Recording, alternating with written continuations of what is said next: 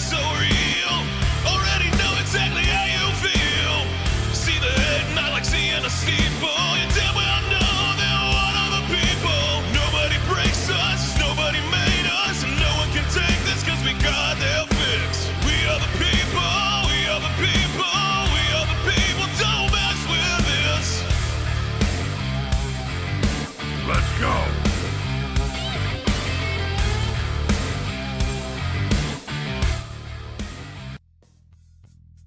Good morning. Welcome to Patrick and the People. It is the Friday edition, and damn if it's not a good one, man. I am so excited about the show today, and I know everybody is going to be excited about it today. Let me go around here and introduce everybody to the people who are in the studio today. By the way, we do have a amazing live performance coming up at the end of the morning from Dark from Day One, so that's great. So to my left here, documentary filmmaker Mike Poe. Yeah, right here out of Arkansas. How you doing, man? Welcome to the show. Doing really well. Glad to be here. Man, I'm so glad to have you. So fascinated by the documentary that you've been working on, hearing about what you're doing and all that. Really compelling story. So I'm looking forward to talking about that with you. Thanks, man. Me too.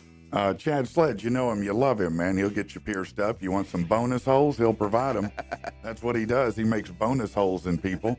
He is a piercer. He is Piercings by Chad out of Conway. How y'all doing this morning? And then to my right, I'm super stoked to have her in the studio, and Arkansan, who's become a New Yorker, who's become a big-time comedian, Stewart Fullerton. How are you, Stewart? Good morning. I'm happy to be here. I'm happy to have you here. You sound awful chipper, so that's really great. That's a good start right there. That's good. That's great. That's great. You just got in. Did you come from New York, or were you on the road already? Yeah, I came from New York. Did you? Yes, sir. Okay. Now, how did you, you just went to New York because you wanted to pursue a career in acting and comedy and whatnot? Yeah, absolutely. Yeah, I moved there about 10 years ago. So Wow. I've been there for 10 years. So was it a big culture shock when you went from here to there, I guess? 100%. It's My- expensive. Yeah, that's what my brother, he went there and went to AMDA. Oh, nice. Yeah. And he spent 5 years there, and he said that there was never a time he could live on his own, ever. He Oh said my he always gosh, had no. roommates. It was too expensive to I live have on your own. roommates. It's You true. as well, yeah. I wasn't going to say that first thing in the morning, but yeah, it's true. No, I mean, he said it was just unbelievable, Yeah. trying to do that on your own there. Oh my gosh, I know. Plus auditioning and all those things. Yeah, That's yeah. a grind. Yeah, it is a grind. That is for sure. Well, let's get to some things that we need to know. First, we'll talk about who's outrun the Grim Reaper. Locally, I want to wish a happy birthday to Megan Morrow. You may know her from real estate. She is an awesome, awesome agent, and she works in the Benton area. And then Shelley Poole, the founder, creator, owner of MyCeline.com. They publish all our schedules. It's her birthday. I've probably known her for, 20 years now. She's a great human being and does a lot in the community, so we appreciate that a great deal. Jamie Lee Curtis, everybody knows who that is from Halloween. How old do you think she is, Stuart? I'm going to say 67. You are damn close. That's a great guess. I'm good at 66. guessing ages. Oh You my are. gosh. You are. Wow. You might go in the bonus round for that. That Activia. Yeah, is that what it is? Yeah. The Activia. Scarlett Johansson. I mean, what do you not know her from? She's 40. Mads Mikkelsen, 59. You know him from Casino Royale, a lot of other movies. Mark Ruffalo, recently The Hulk. He's 57. Trivium's Corey Ballou is 41. Zach Brown Band drummer Chris Fryer's 54. And Talking Head bassist Tina Weymouth is 74. Yeah, I know, right? Make you feel old. All right, let's get into some news that you give a damn about. And by the way, everyone, feel free, Mike, Stewart, of course, Chad, comment, throw in here if you have a take on it. Don't be afraid to speak up. That's what it's about. We're just talking about stuff. The East Coast, that's where you are. Oh my gosh. Wintry weather during the holidays is a lot less Courier and Ives when you're an adult and have to worry about holiday travel and Thanksgiving plans. The National Weather Service says the first real taste of winter is going to hit the East Coast close to Thanksgiving. Many will need the rain to relieve dry conditions. The storm system is going to bring a lot more than that. Heading into the weekend, they say most of New England, most parts of the Northeast will likely only see rain, but higher elevations over in Pennsylvania, Jersey, and New York may see heavy snow. Some areas getting up to a foot before the second half of the weekend. So they've got winter storm warnings out there. So probably good you're here right now. Yeah, so I guess I'll stay another week. Yeah, good And idea. avoid Good idea. that. Mhm. A Pew Research survey reveals despite the times being troubled, people are still thankful. Americans have a wide variety of ways to celebrate Thanksgiving. Most families still celebrate. 91% do Thanksgiving. Older Americans more likely, 96%. Almost 75% of us use the holiday to get together with friends and family. Mike, do you do a big Thanksgiving at your family or anything? I've got a couple of sisters and a mother. We usually get together, and sometimes we go over to like my cousin's house, my aunt's Okay, house. okay. A I little believe we're going to my extended family. cousin's house this year. That's cool. Looking That's forward cool. to it. Okay, all right. How about you, Stewart? No, not really. I'm not a big Thanksgiving fan. Not a big I- Thanksgiving person. Yeah, and ever since I moved, it's too close to Christmas. Yeah. Flights are expensive. I can't come back and forth and back and forth. No, so you got to pick and Yeah. choose the holiday. So what do you tend to do on Thanksgiving? Just kick it at the house or something? Yeah, eat a lot. Yeah, no, that's always good. That's good. That's good. Chad, I know you're getting together with some folks, aren't you? Yeah, just family. Just some family. Just family, yeah. Yeah. All right. All right. Nice little get together. Okay. All right. For those who do make plans with others, there'll be a lot of others. Around a quarter expect to have Thanksgiving dinner with over 10 people. 7% more than 20. That's too many. Yeah. That's a I lot. don't like that many of Yeah. my family any No. way I get to 20. No. I might get to 10 if I really think about it, and I don't think so. More than a third of us will host. If you're eating dinner while the sun's up, well, not alone. 36% prefer to have Thanksgiving in the afternoon versus in the evening. Do you tend to, Mike, afternoon or evening for Thanksgiving? Afternoon. Afternoon. How about you, Chad? Afternoon. Yeah, I think that's better. Then you can fall asleep watching Right, football in the right, chair right, as right. God designed it. Let's see. Performers, country singer Mickey Guyton will be hosting the National Christmas Tree Lighting this year. The TV tradition will air December 20th at 8 p.m. Eastern Central Time. Does anyone watch TV during real time? Does that still happen? Not unless it's a national emergency. Yeah, I mean, I don't Right. watch anything real time anymore that I can think of. What about you, man? I mean, I stream everything off YouTube. Yeah, I stream everything, period. I mean, I don't watch anything when it comes on. I don't schedule a time to watch a sitcom. No, not like we used to. Not like we Mm-mm. used Do No. people still have cable or? Yeah, no, they do. I'm not sure why, but they do, yeah. Let's see, Jason Kelsey, for a guy who's supposedly retired, he's working a lot. The former NFL superstar not only works as a commentator on ESPN Monday Night Football, when the playoffs start, he'll have an additional gig hosting, they call it Late Night. That's going to be an hour limited run show that'll run Friday nights and 1 a.m. actually. And I guess he'll interview different players and whatnot. Traditionally, the President of the United States spares the life of one lucky turkey around Thanksgiving, sparing it from being eaten. This year, the $6 million banana may also be spared that gruesome yet tasty end. You may have heard earlier this week a work of art is a banana duct taped to a wall was bought for $6 million. Crazy. $6 million. That sounds like some New York shit. If I've ever. Yeah, no, it definitely is Ever some New heard of York it? shit. Yeah. The owner of the work, Justin Sun, now says he plans on eating the art unless Elon Musk wants to send it to outer space. That's awesome. Yeah, he said he would donate his banana to Elon Musk and tape it to the body of a SpaceX rocket. And yeah, that sounds great. Look, the person that paid $6 million for a banana duct tape to the wall, I'm not mad at the artist. I'm mad at you. Yeah. You are the person that makes art expensive that shouldn't be. A banana duct tape to a wall. Give me a break. All right. Hey, if you take clonazepam, I think that is I think that. the generic value. Is that no, right? It's Klonopin. Hmm? It's Klonopin. It's the generic of that. I don't think it's. I don't. Think that's I think that's Valium, but I could be wrong. But nonetheless, there's a recall on it. Oh, shit. So look it up. Yeah. Uh-oh. Now we know who Sounds takes it. good. I want some. If you have trouble sleeping, it says maybe a 5-minute ice bath would help you. No. No. Mm-mm. Cryostimulation, they call it. Could be a viable treatment for people with sleep issues, it says. Nope. No. No. Hard no. No way. No. I hate cold showers, man. Like, No, of course yeah, you do. Like cold showers is cold enough for me. No, I'm man. not Getting no ice water.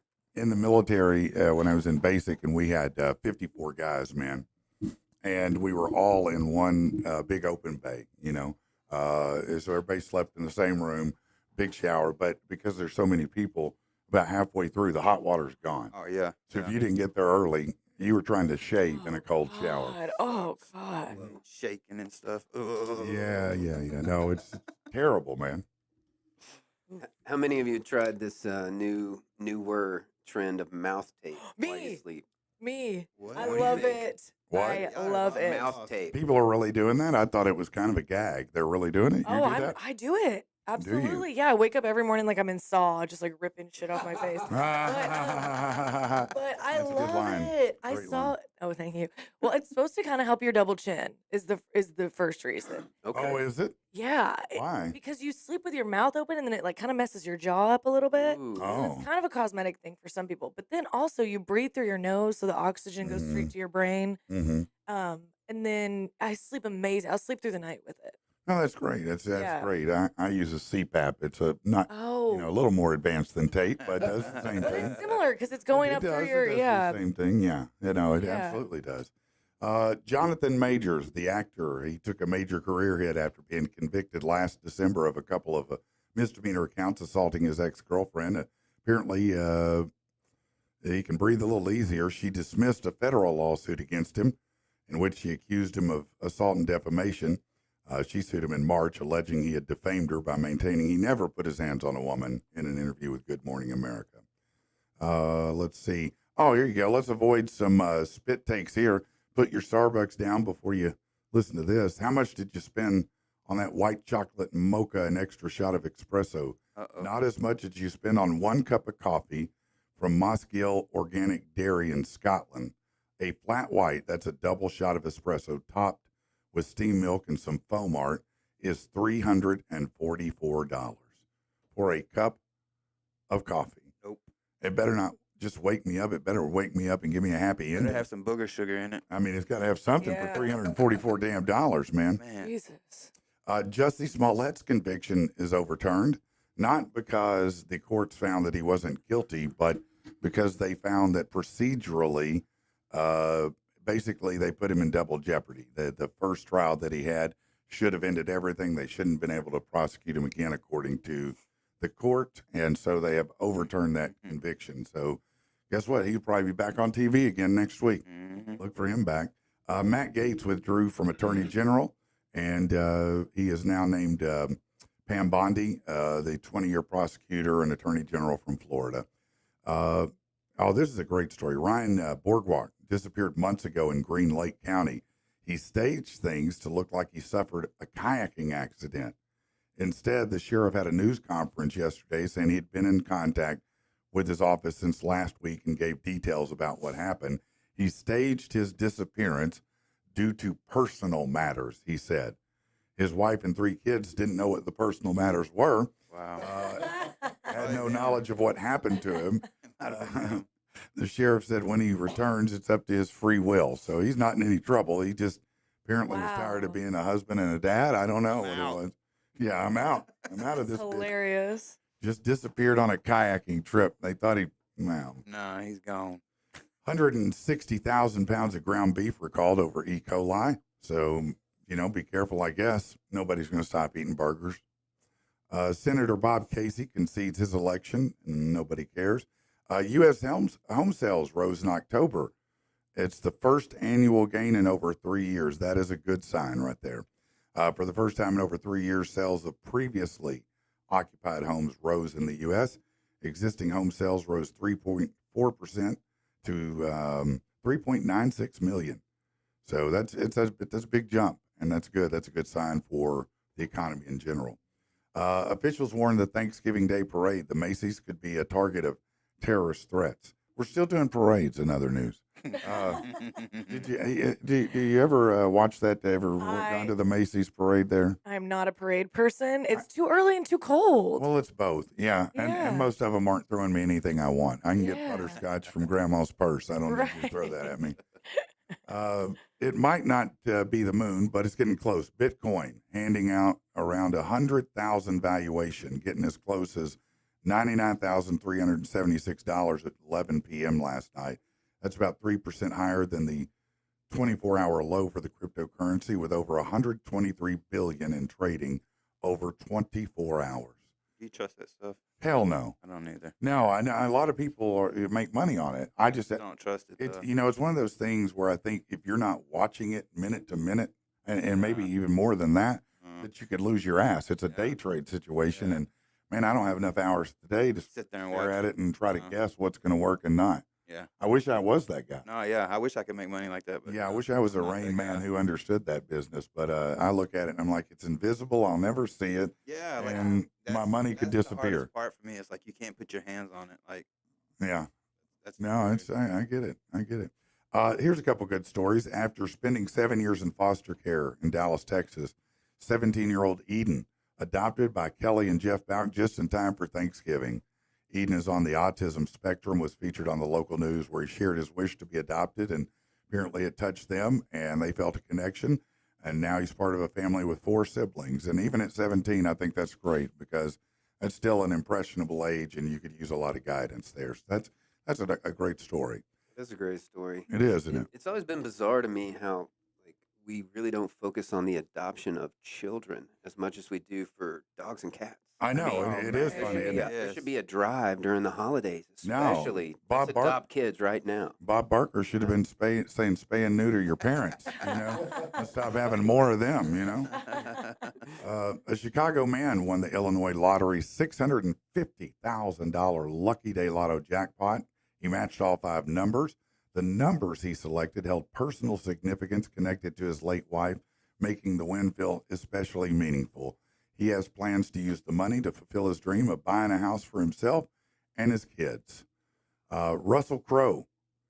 Apparently, Gladiator 2 could have looked a lot different. Ridley Scott said Russell Crowe wanted to reprise his role as Maximus. Now, spoiler alert, he died at the end of that movie. Right. Okay?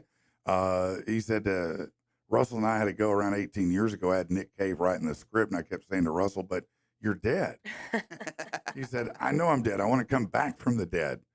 Easy to understand why. It did earn him his only Academy Award, but no, he's not coming back, apparently. It's all Denzel's now. Jake Paul could have some legal exposure because of some of his post-fight comments. The freshly filed class action suit against Netflix revealed to be about $50 million. That's because of the shitty streaming during that. And now the NFL is going to be on that. I hope they're ready. The NFL was checking them about that. But now some believe Paul might have opened himself up to potential litigation because of comments he made after the fight by seeming to admit taking the foot off the gas against Tyson, wanting to give the fans a show, but not hurting someone who didn't need to get hurt. This could be a big problem and could cause a lawsuit because that affects all the different gambling. It's like basically throwing a fight, in other words, Yeah. Not that he was throwing it. It was pretty clear that Mike couldn't handle it from about 2 minutes in. We all got duped by that. Mm-hmm. Yeah. And my wife's like, I can't believe I paid for Netflix for a month for that shit. I'm like, I know, but let's make use of it while we got it. What's on there now? Yeah, you gotta get her on Bridgerton. Yeah, Bridgerton. Not my wife. The fight in Do you Bridgerton. guys know if it's true that he was told he couldn't get anything if he knocked him out in the first round? Who? Tyson. So that's what I heard is that the contract said that he man. couldn't knock Paul out in the first round or he got nothing. Oh, I didn't see that, but I don't know. I mean, I've heard all kinds of rumors that circulate out there, but Yeah. Mike, when I looked at him, I didn't So- think he could fight. Mm. I didn't think he was able to do it. Hobbling around. He looked way too hot. He looked old all of a sudden. He never looked old until that moment he stepped in the ring. He didn't look old the day before. No, he didn't. He looked great the day before. So I mean, So I don't know why, which that's is- why I think there's some validity to the possibility. Is- I you mean, let think- Mike get a check. He got a Yeah, check. no, he got 20 No, million. Yeah. But yeah. but if it's true that the contract said, you can't knock him out in the first round, that's huge, and it's definitely like all of those things are important because it's a boxing match. But is it really a boxing match? Well, Was it that's- really with the national boxing, Well, that's whatever the the thing. professional sport? If you're going to make it an exhibition, then it should be an exhibition, but they Right. didn't. Right. They changed it to an actual sanctioned bout, and that has Right. different rules and different Absolutely. requirements. And to your Yeah. point, if it were not, then it should have been as such, and otherwise it's wrong. Yeah. Oh, absolutely. Look, Yeah, I think Let me- it's staged. Let me be honest. The reason that 60 million people tuned in was to see Jake Paul get his ass knocked out. Everybody wanted to see that mouth, see his teeth clack, that chin go up, and see him fall back. I mean, that's what everybody was looking for because he's been running his mouth for years and hasn't yet beat up anybody of note. No. You know, am I saying that he's not a great moneymaker? No. No, No, clearly, he just made $40 million off Yeah. that fight. So, I mean, you can hate him. He can buy you, sell you, and never know. I mean, that's fact.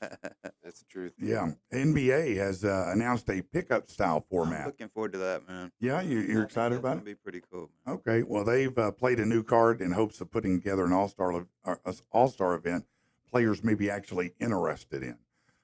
Fans also, the weekend of Valentine's Day will be NBA All-Star Weekend. The All-Star game, the highlight of it all, will be a new 4-team tournament style format. The pickup style game will feature 2 semifinal games. They'll go up to 40 points to determine a winner, and then a final game up to 25. Discussions were had between league bigwigs to have 3 of the 8 players feature All-Stars, and the 4th 8-player team featuring rising stars. We'll see all about that on February 16th. So that was a pretty big announcement yesterday, Yeah, wasn't it? it was cool. Yeah. Why do you like it better? I just think it gives another element. So they've done the same thing so many years. It's getting dull, just like the slam dunk competition is Right. nothing, and everybody used to look forward to that. One of the things they're talking about doing is having Caitlin and Curry play. Oh, really? Yeah, I think stuff like Each that. other? Yeah, I think stuff like that would. Really, Oh, I mean, I love Caitlin Yeah, I Clark, but think Steph Curry would smoke her but ass. it would still bring. But it would bring it, people would- yes. people would It's continue another to Jake watch. Tyson fight right Yeah. there. Ticket sales.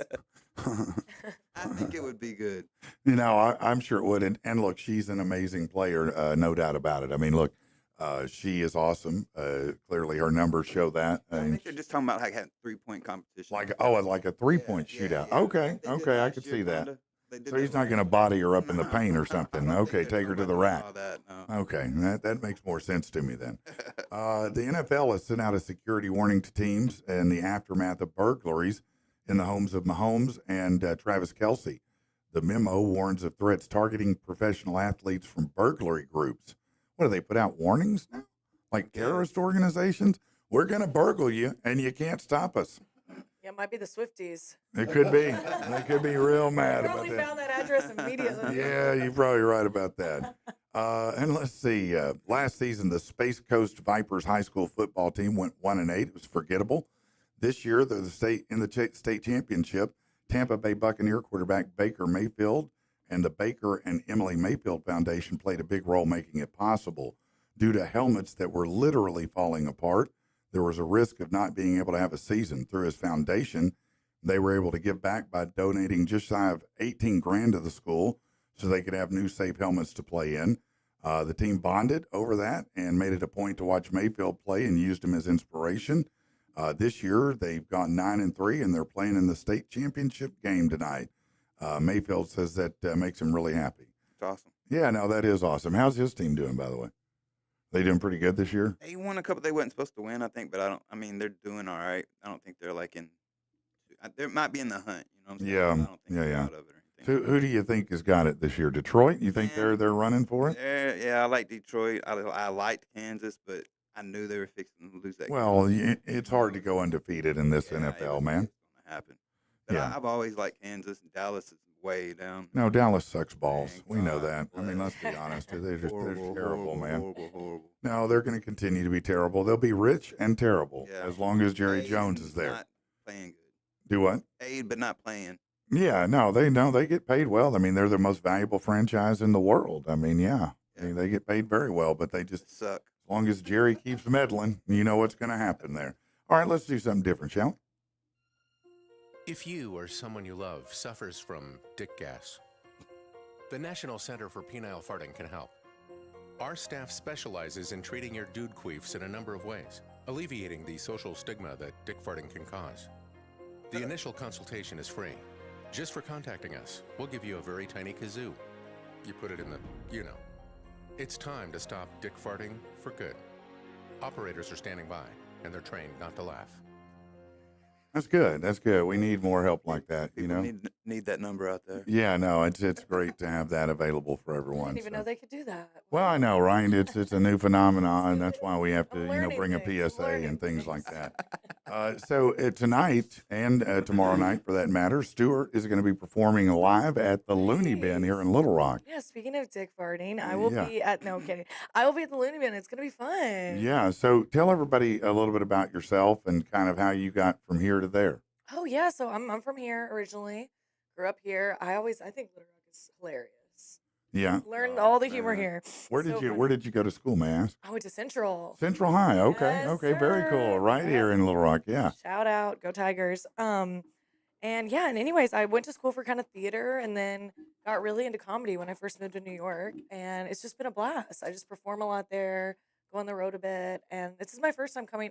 I did a show here like a year ago, Mm-hmm. but it's my first time headlining here, so I'm just That's having great. so much fun. I bet you are. I bet you Yeah. are. Now, you, I know you do comedy. Do you also pursue acting, or is that something you do? Yeah, well, when I first moved to New York, I went to like a lot of auditions, and then it got really hard, and stand-up's more fun. So I'm kind of just Yeah, auditioning is like a lot of the job, and it that really part's is, hard. isn't it? That's So yeah, my brother. I was telling you before the show. I Yeah. think that he went to New York and stayed there 5 years, and that's what he said. He said he spent more time auditioning than anything else. oh my gosh, and that's they're all over the place. You have to commute, and it takes a long time to get anywhere. He said. right, right. So my plan is to just be really cool, and then have people just send me stuff. Yeah, that's a good plan. Good plan. Good plan.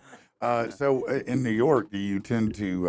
I assume you probably rely on public transportation a lot, or do Oh you? yeah. Oh my gosh, I take the MTA. Yeah. It's rough out there. What's it? I mean, you know, for those my like gosh. most people here have never been on a subway. Oh my Oh, gosh. no. you What's it guys. like? Tell us about it. It's not good. I'll tell you that. No? I'll tell you that. You see some crazy shit. And honestly, after the pandemic, it got worse. Like the crazies came out a little more. Oh, they did. It made Oh, them more. yeah. It incentivized them to be more crazy. Oh Okay. my gosh. Yeah. And then they'll have little cops that just stand in like like in one corner. They don't do anything. No, they just stand there. Yeah, they just stand there and watch. And then people do crazy stuff, jump in between trains. There's rats everywhere. They're on the train, Oh, like crawling around, not on the train, hopefully. just I mean, it outside depends of on it, the though. day. I mean, they're just everywhere in the subway tunnels and Everywhere everything. in the subway, running around, and these New York rats are different. Like they carry pizza and stuff. They like, carry they're- pistols. What are you talking about? Yeah, like they're Jake Paul. Yeah, They're on the same like, no. level as him. So they're crazy, and you see some crazy stuff, but mostly it's just it's rough. Yeah. Be lucky, be blessed that you get in your car and go to work. Yeah. Now, right, no doubt. Let me ask this, because you know, and it must be different as a female, particularly. Oh yeah. Do you tend to ride with someone? Do you ride by yourself? How does that work? I mean, does it make you anxious? I mean, yeah, a little bit. I mostly just blast my headphones and ignore everyone. Yeah. That's what New York is. New taught York me. is good to do that, Oh isn't it? my gosh, I'll be in my own world. You ignore like people will do those videos where it's like, was this like this person was rude, and it's like in New York, no one's gonna stop for anyone. You know what Right. I mean? Like Yeah. No, they don't. yeah, like everyone's like in their own lane. But For yeah, self-preservation purposes, it seems like, right? Yeah, Okay. anything that looks a little crazy, it's like just run, just go. Just put your go, head down just and go. move past it. Yeah, Yeah. yeah. Maybe I'll live. Exactly. I try not to take it too late at night. How is the dating environment in New York different than maybe here? Not going well, I'll tell you that. Not going well for me. Nothing's going That's good why in I'm New here York. with you boys at 6:30 a.m. Hit me up if you're rich. Get Bitcoin. Yeah, that's right. If you have some Bitcoin, she's Yeah, down. or honestly, just a house. Yeah. That'd be great. A nice apartment. Yeah. Okay, all right, that's great. I mean, everyone in New York is a little. I feel like people here are more like likely to settle down and stuff. And in New York, everyone's got their own thing going on, so Mhm. it's not as likely that you meet someone like even on like on the apps. No one's really gonna give up their night. I mean, some people do, but everyone's got their own thing going on. It seems like, you know, anecdotally, that people stay as boyfriend, girlfriend, or engaged much longer there Oh my than they do gosh, here. Like here, yeah. you get engaged, and within a year, somebody's walking up an aisle. Oh, yeah. Right. You know, there it's like how long you been engaged? 6 years. What? That's crazy to me. Yeah. Oh my gosh. So you yeah. do see that too there. I Okay. see that there. Yeah. Okay. Interesting. Interesting. It's wild. Mike, man, you are quite the interesting story, man. you're a documentary filmmaker. Tell everybody about the film that you've been working on, your project, and what's going on with you. All right. So right now I'm working on finishing up a docuseries episode that's in like color correction and getting credits and everything like, Yeah. as we speak. Yeah. So I'm really That's excited awesome. about I know that. you are, man. I'm going to be sharing that with a lot of people today with a press release talking about the case that's a part of this project. So really, it's twofold. My mission is really what's become a homicide case and the story that I've been telling for about a decade before that. Yeah. And it's about my person, my absolute best friend. He was an adult adopted autistic heavy metal singer here known as T.C. Edwards Okay. from the band T.C. and the Eddies. Yeah. And we had a decade of working on this production, had gone to Hollywood and Austin and New Orleans and huge concerts with hundreds of people showing up and just really had the time of our lives. And then I guess around 2014, I had to take care of my grandmother pretty much full time. Yeah. And so being a bartender for years and working with TC while we were on this project, we worked together, every night and hung out every night after work, Right. which is like 3, 4 o'clock in the morning. Yeah. Yeah. And so since I was taking care of my grandmother, I couldn't hang out that late night. And after 10 years of being off of hard drugs, still drinking a little beer, smoking cannabis. I mean, Yeah. those were his medications, really, and that's Yeah. what helped him come out of his autistic shell. Yeah, no, because I've heard otherwise he's that. nonverbal. Mm-hmm.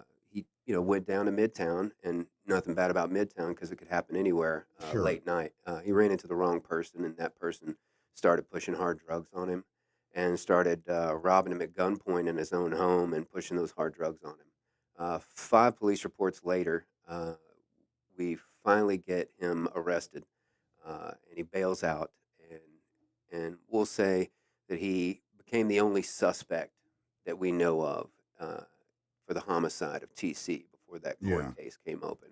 So there was going to be a court case in January, and we lost TC December 7th, 2014. In 2 weeks or so, it'll be 10-year anniversary of that Wow. memorial, and so Wow. Yeah. we're talking about our story now. Mhm. And so that's Yeah. that's what the project is. It's to talk about this project that we were on together in our lives together, and what derailed it about 10 years ago, and I'm just trying to hold it together for Yeah. the last 10 years. Grateful to have a lot of people that are helping me and supporting me. So what do you hope will be accomplished with this docuseries? What is your end goal with this? I mean, obviously you want to get his story out there. You want it to be seen. You want the world to be aware. But what longer term is the goal for this? Are you looking for a type of justice? Are you looking for something particular here?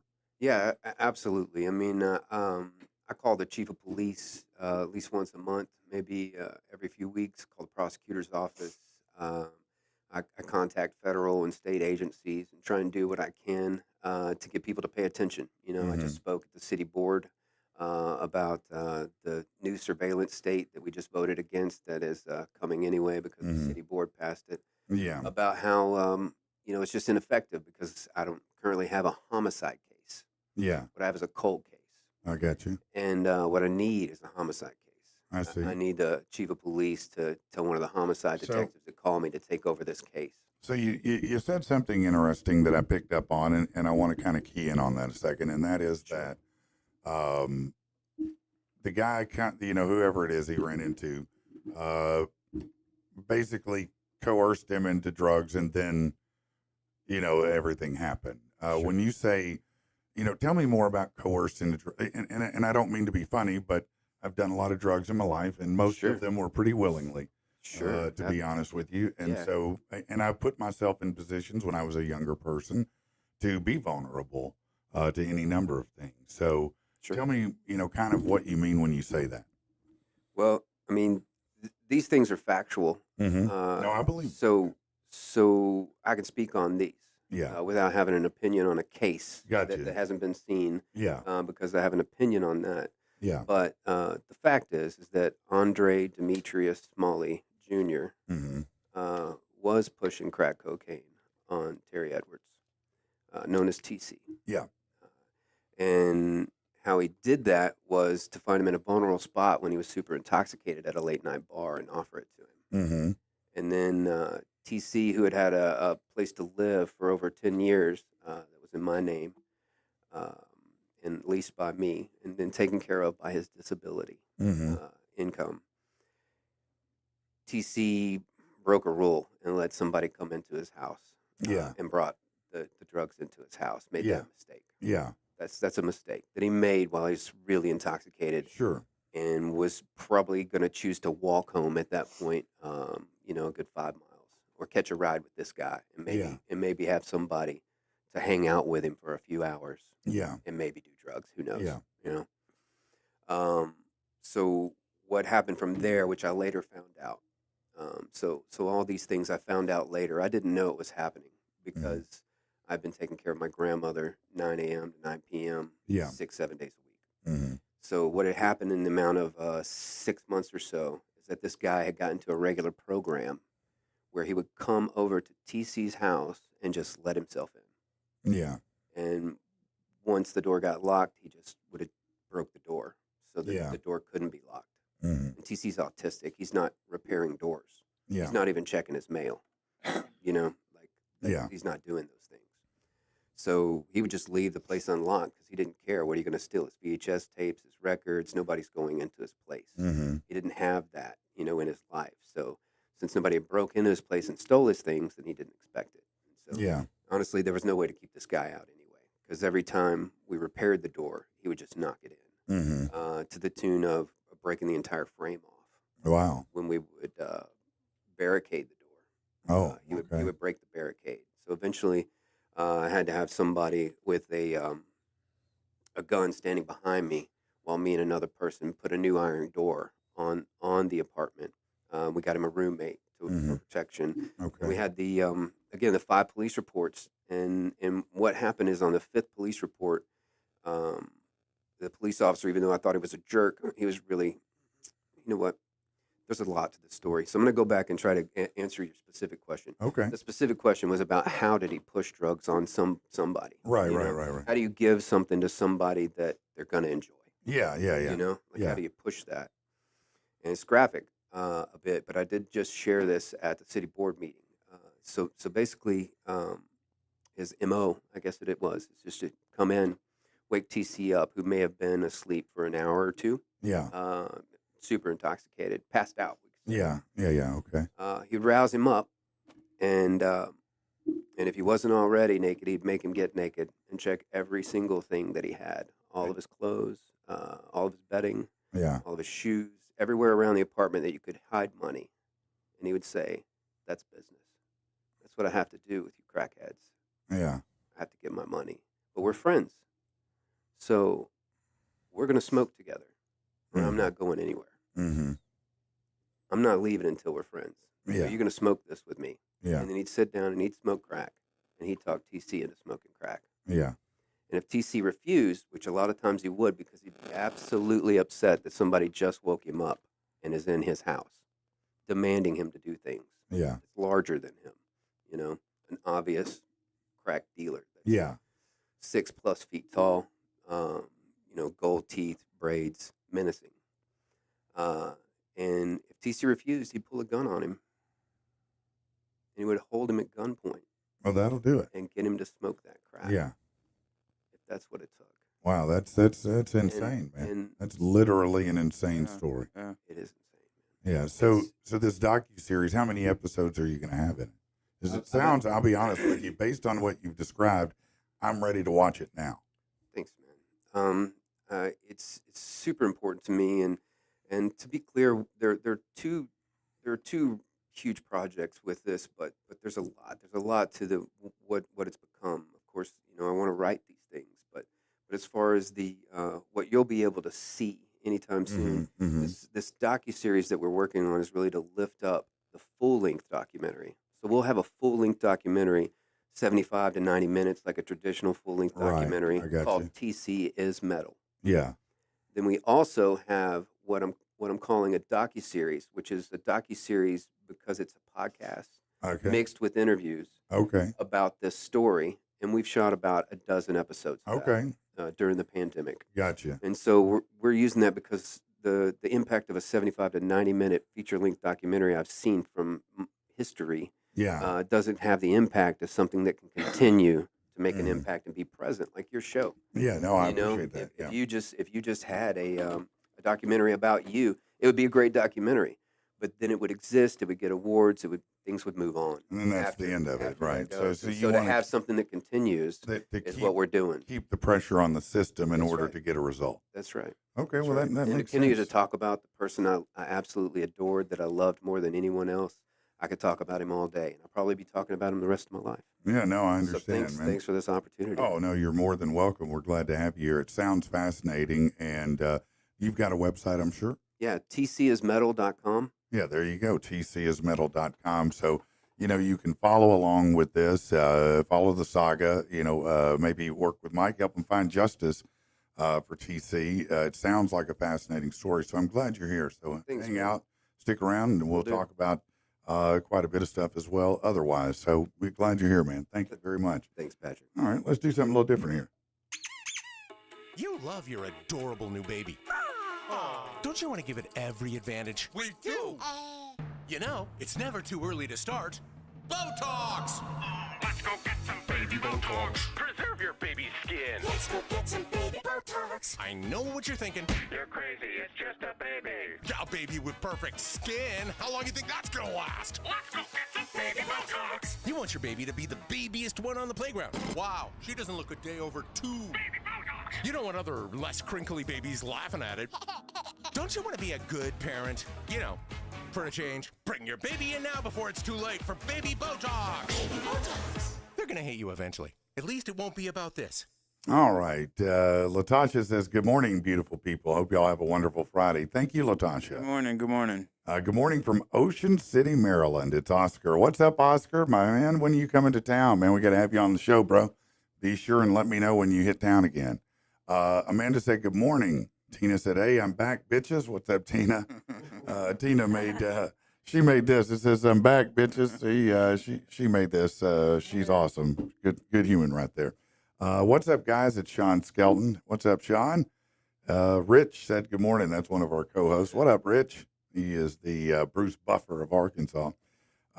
Scotty said, I lost so much respect for Mike Tyson after this. Thankfully, I didn't waste money or time on it. I get he wanted the dough, and good for him. I'm not a Paul fan either. No, I understand nobody is a Paul fan. Yeah. You know what he does? He has done. He's made himself a great villain. Yeah. Look, the world needs villains. We all do. Yeah, he's And one of 'em. look, he's not afraid to play that part. So and He's that's a what whale. he's doing, isn't it? I mean, he's just Yeah. playing a He's role. He's a WWE heel, just like Yeah. his brother. I mean, that's what I mean. It's just a different ring. It's just a different environment. That's Yeah. exactly right. It's no different whatsoever. And I'm glad that you said that. By the way, if you go over to our Facebook right now, you'll see the announcement. I think it's a pretty big deal.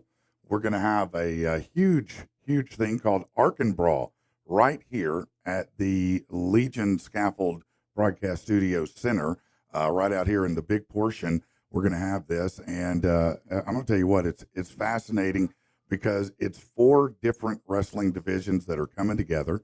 It's going to be January 25th right here, and it's going to have BCW, AWE, TNR, and WWP. So if you like wrestling, you like all the over-the-top stuff, then you're going to love this. And here's the big news. It's free. It is an absolutely free Can't beat that. show. That's rad. Yeah, no, it's going to be a lot of fun. Look, these up-and-coming guys, man, they're working so hard. They have these Oh, leagues it's so fun. all over the state, and it's just a great time. And it's cool to support. I mean, it's another variation of entertainment. It just combines athletics Mhm. and entertainment, and there's some real creative and fun people involved. So I hope Do that you know Chris Pierce? I don't. He's know. a local badass wrestler. Is He does events like he's done a couple at Vinos, Okay. which is amazing. But Yeah. they fit a ring in the middle of Vinos. Yeah, no, right. Did which they is can like fit about a ring this there? much It's crazy. room to Yeah. get around one No, side you of could it. fart on it. That's Yeah. about all you got room But to it do there. is hilarious, and it is serious, and it is athletic. Like, they're really doing it. No, and that's exactly what's going on here. So we're super excited to have that coming together. That's January 25th, right here. Give you a chance to come see the studio, meet the cast of Patrick and the People. Everybody's going to be here, and then have a really entertaining night. I think we're going to have free food. It's just going to be dope. You know, it's just something we wanted to do to put on a cool event for everybody. So how about that? Are you gonna Joe Rogan it? Are you? I Gonna, will be Joe Roganing it. Yeah, I'll be Joe Roganing it. That is you correct. got a partner in crime on that? Who's doing it? You with know, I don't yet. Really? I'm open. I'm All open. right. I may take auditions. Maybe You ought to. are you interested in that? Man, Are you a combat unfortunately, sports guy? man, I would love to. I would absolutely love to do that. I'm not sure if I'll be here. or not, No, I but- understand. But man, oh my God, I got some ideas for you. I'll pitch you. Well, I'll yeah, pitch I you off. definitely want off to hear the it, man. air, I all love right? that, man. Yeah, I for love sure. ideas for sure. I mean, if Chris Pierce isn't wrestling, he's your guy right there. It's Okay. done deal. Well, I'd like to Because he's hear a that. stand-up comic too. Okay, but very cool, very cool. All right, well, let's get to I can't avoid the rant, and it's time. So let's do this thing, should we? He's Patrick, he's an angry SOB. Patrick, are you freaking kidding me? Patrick, right here on PATB.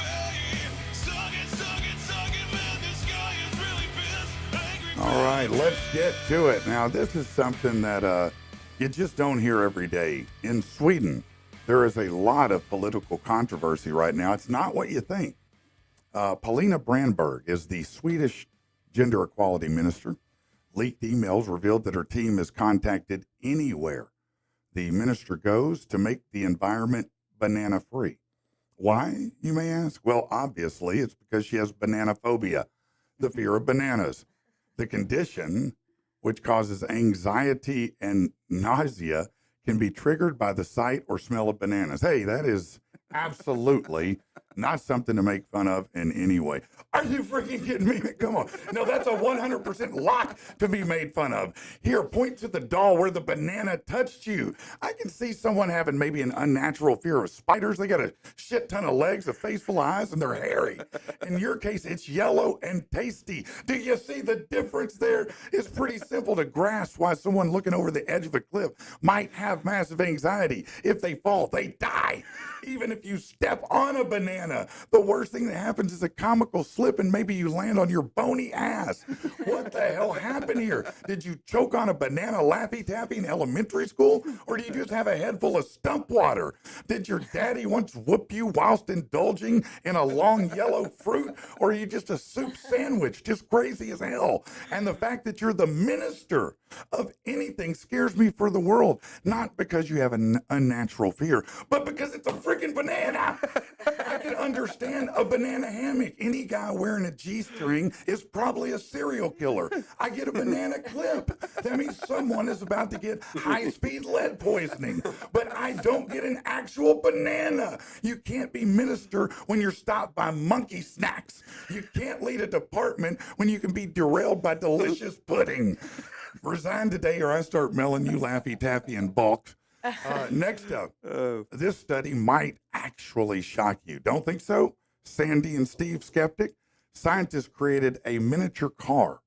They have taught rats to drive said car using a lever to control it. With some surprise, the rats seem to get great enjoyment from revving the engine. Hey, what's with all the science crap, man? Are you freaking kidding me? Did you hear what I just said? They taught rats to drive cars. Man. You know the thing people are terrified by? Rats now given a motorized vehicle to be able to get to you way faster.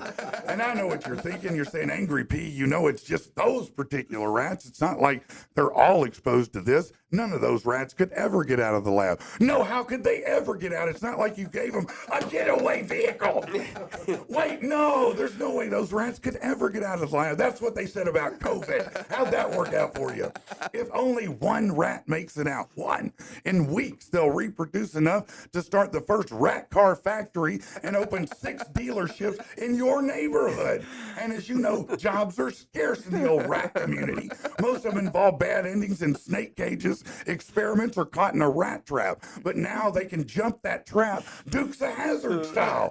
Cheese robberies are going to skyrocket. In no time, rat gangs are going to run all the sewers. And you know the famous quote from Sun Tzu in The Art of War, he who controls the shitter controls the world. I'm pretty sure that's accurate. And finally, oh yeah, this is a real special piece of news for you. As you may or may not be aware, in England, church attendance has dropped dramatically in recent years. Churches exploring many ways to renew people's interest in attending. One has come up with a special way to do it. In Yorkshire, England, at historic St. Peter's, the praise and worship also includes wrestling matches. Yeah, that's right. Kingdom Wrestling sets up a ring in the church and matches occur throughout the service. Some say it's appropriate or inappropriate and offensive.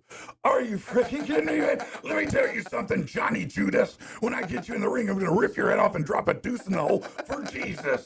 I'm going to put a Savior slam on that ass, finish you with that evangelical elbow. I'm going to send you to hell, resurrect you, and round kick your ass back to hell again. I mean, come on. You tell me that doesn't sound fun. And I think this is just the beginning of what can be done. While they may have biblical wrestling names, the men and women are still wearing their fancy underwear on stage, tight leather underwear. I say next we bring strippers for Jesus. And they say, here you go, being Judgy McJudgerson. Let me ask you a question. Which is better, stripping for money and meth or freeing the fun bags for faith? Let's mix it up for the Messiah, baby. Look at that, Jim. She's twerking. I think I see her Holy Spirit. Don't let the naysayers get you negative, my Christian creators. Soon enough, we'll all be slinging a little of Jehovah's jumping powder, and it's going to feel like heaven. Come on. It's for Jesus, right? Oh.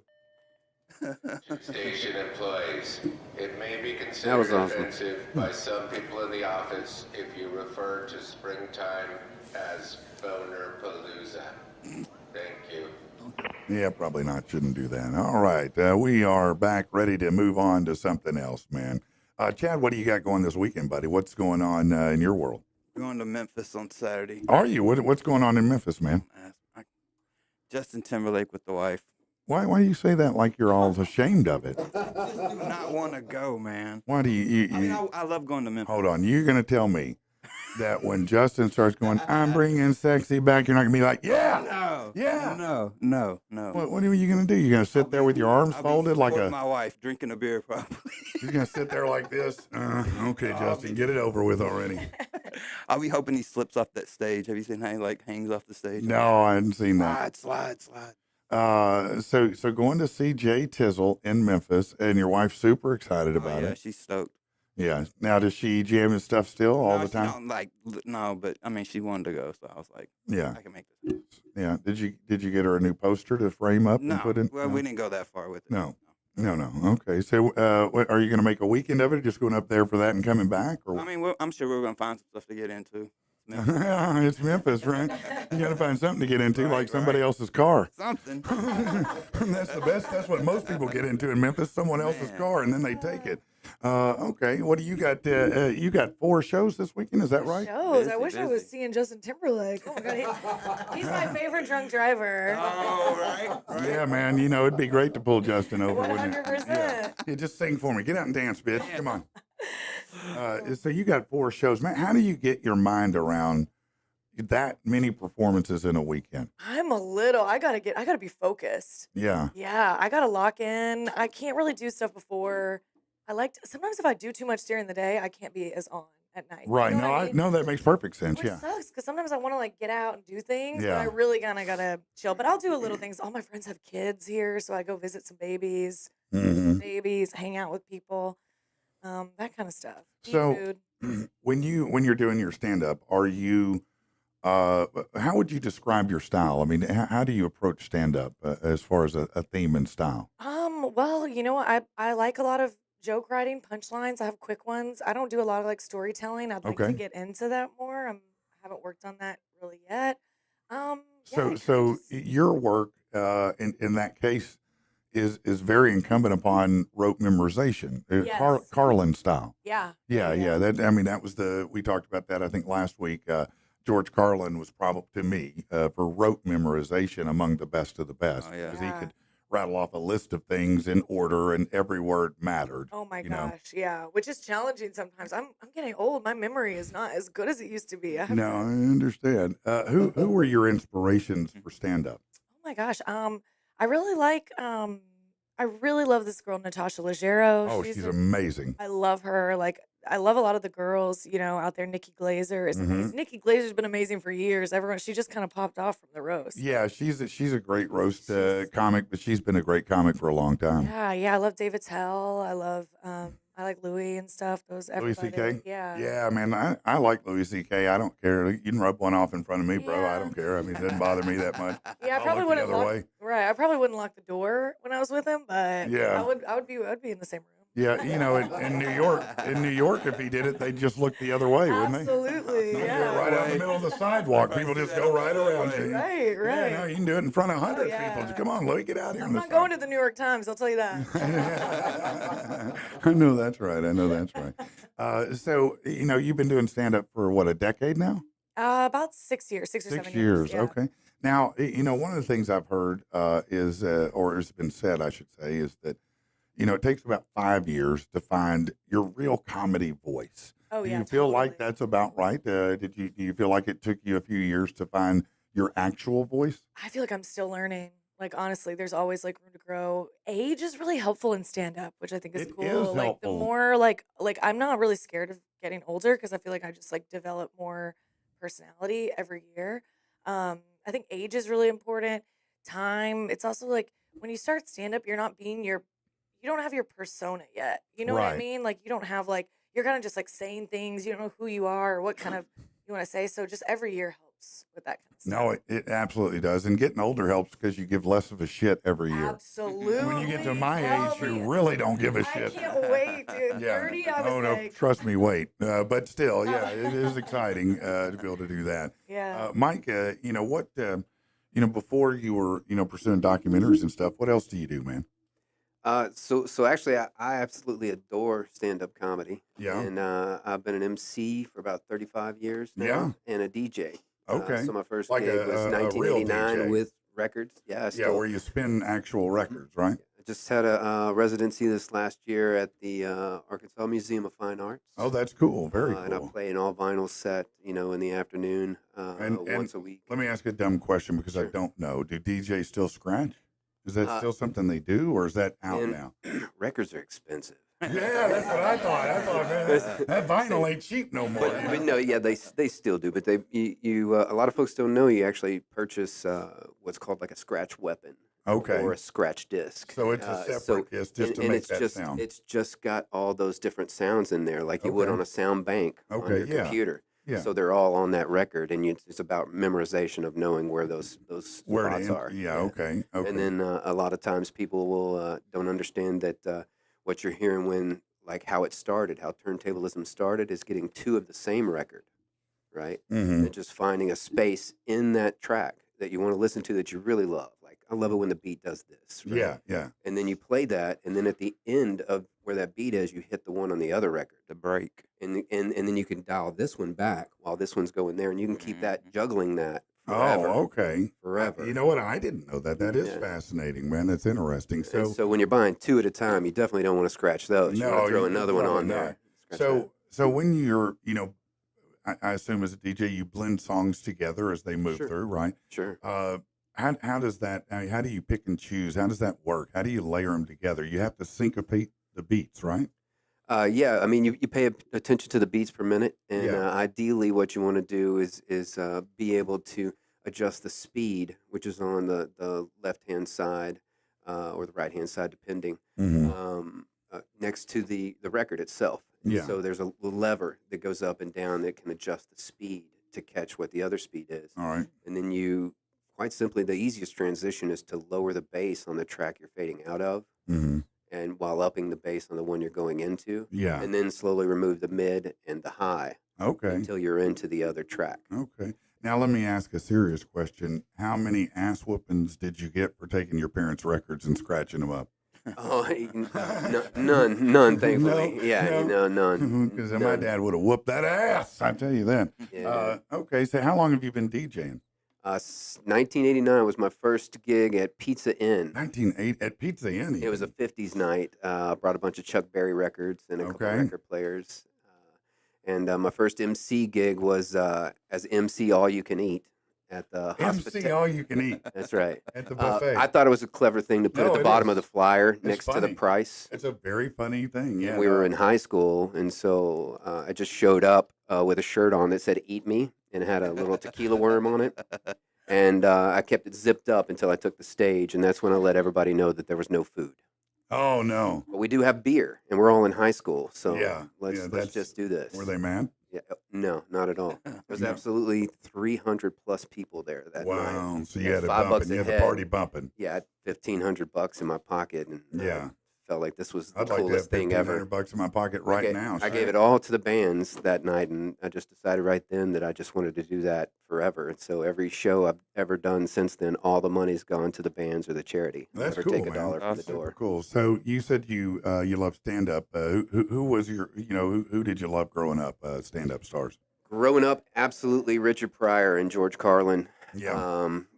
I moved into Dave Attell. Absolutely, he's my He's favorite, phenomenal. and currently Theo Vaughn is my favorite. Oh, Theo. Theo is such an interesting character. A lot of He people is. don't realize how long he and Bobby Lee have been around. I mean, they've been around A a long time. long Mhm. time. Bobby Lee was on Mad TV. Yeah. I so- remember.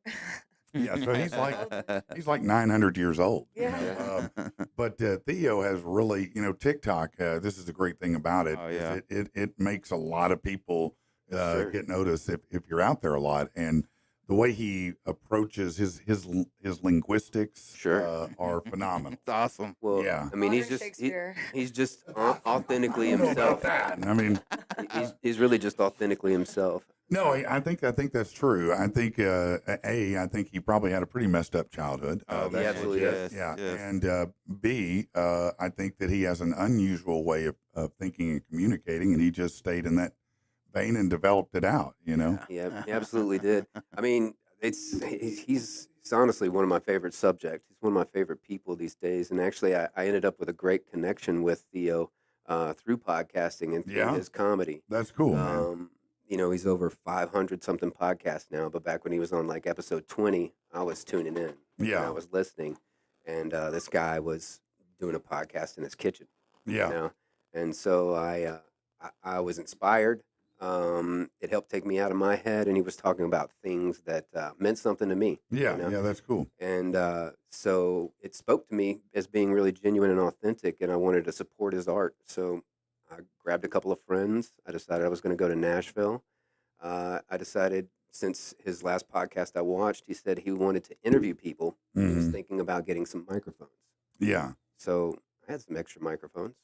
So I just loaded up a Zoom Handy I was going to give him, and a couple you of said you were going to give him a handy.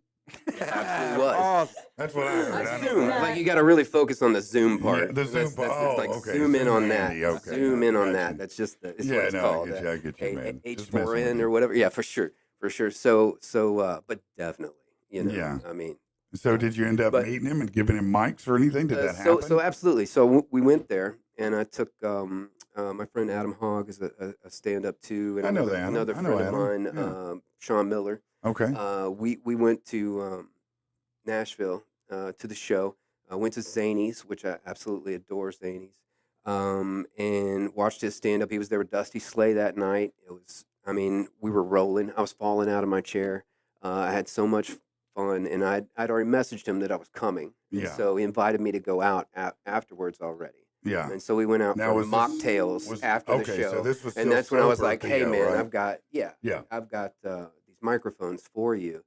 And he was like, "Oh man, thanks so much, but I can't take those from you. Actually, that podcast was a while back. I've actually already bought microphones, Okay. so I've got my own. But thank you so much." Yeah. And so we kind of started our friendship there, and actually we've traded emails hundreds of times.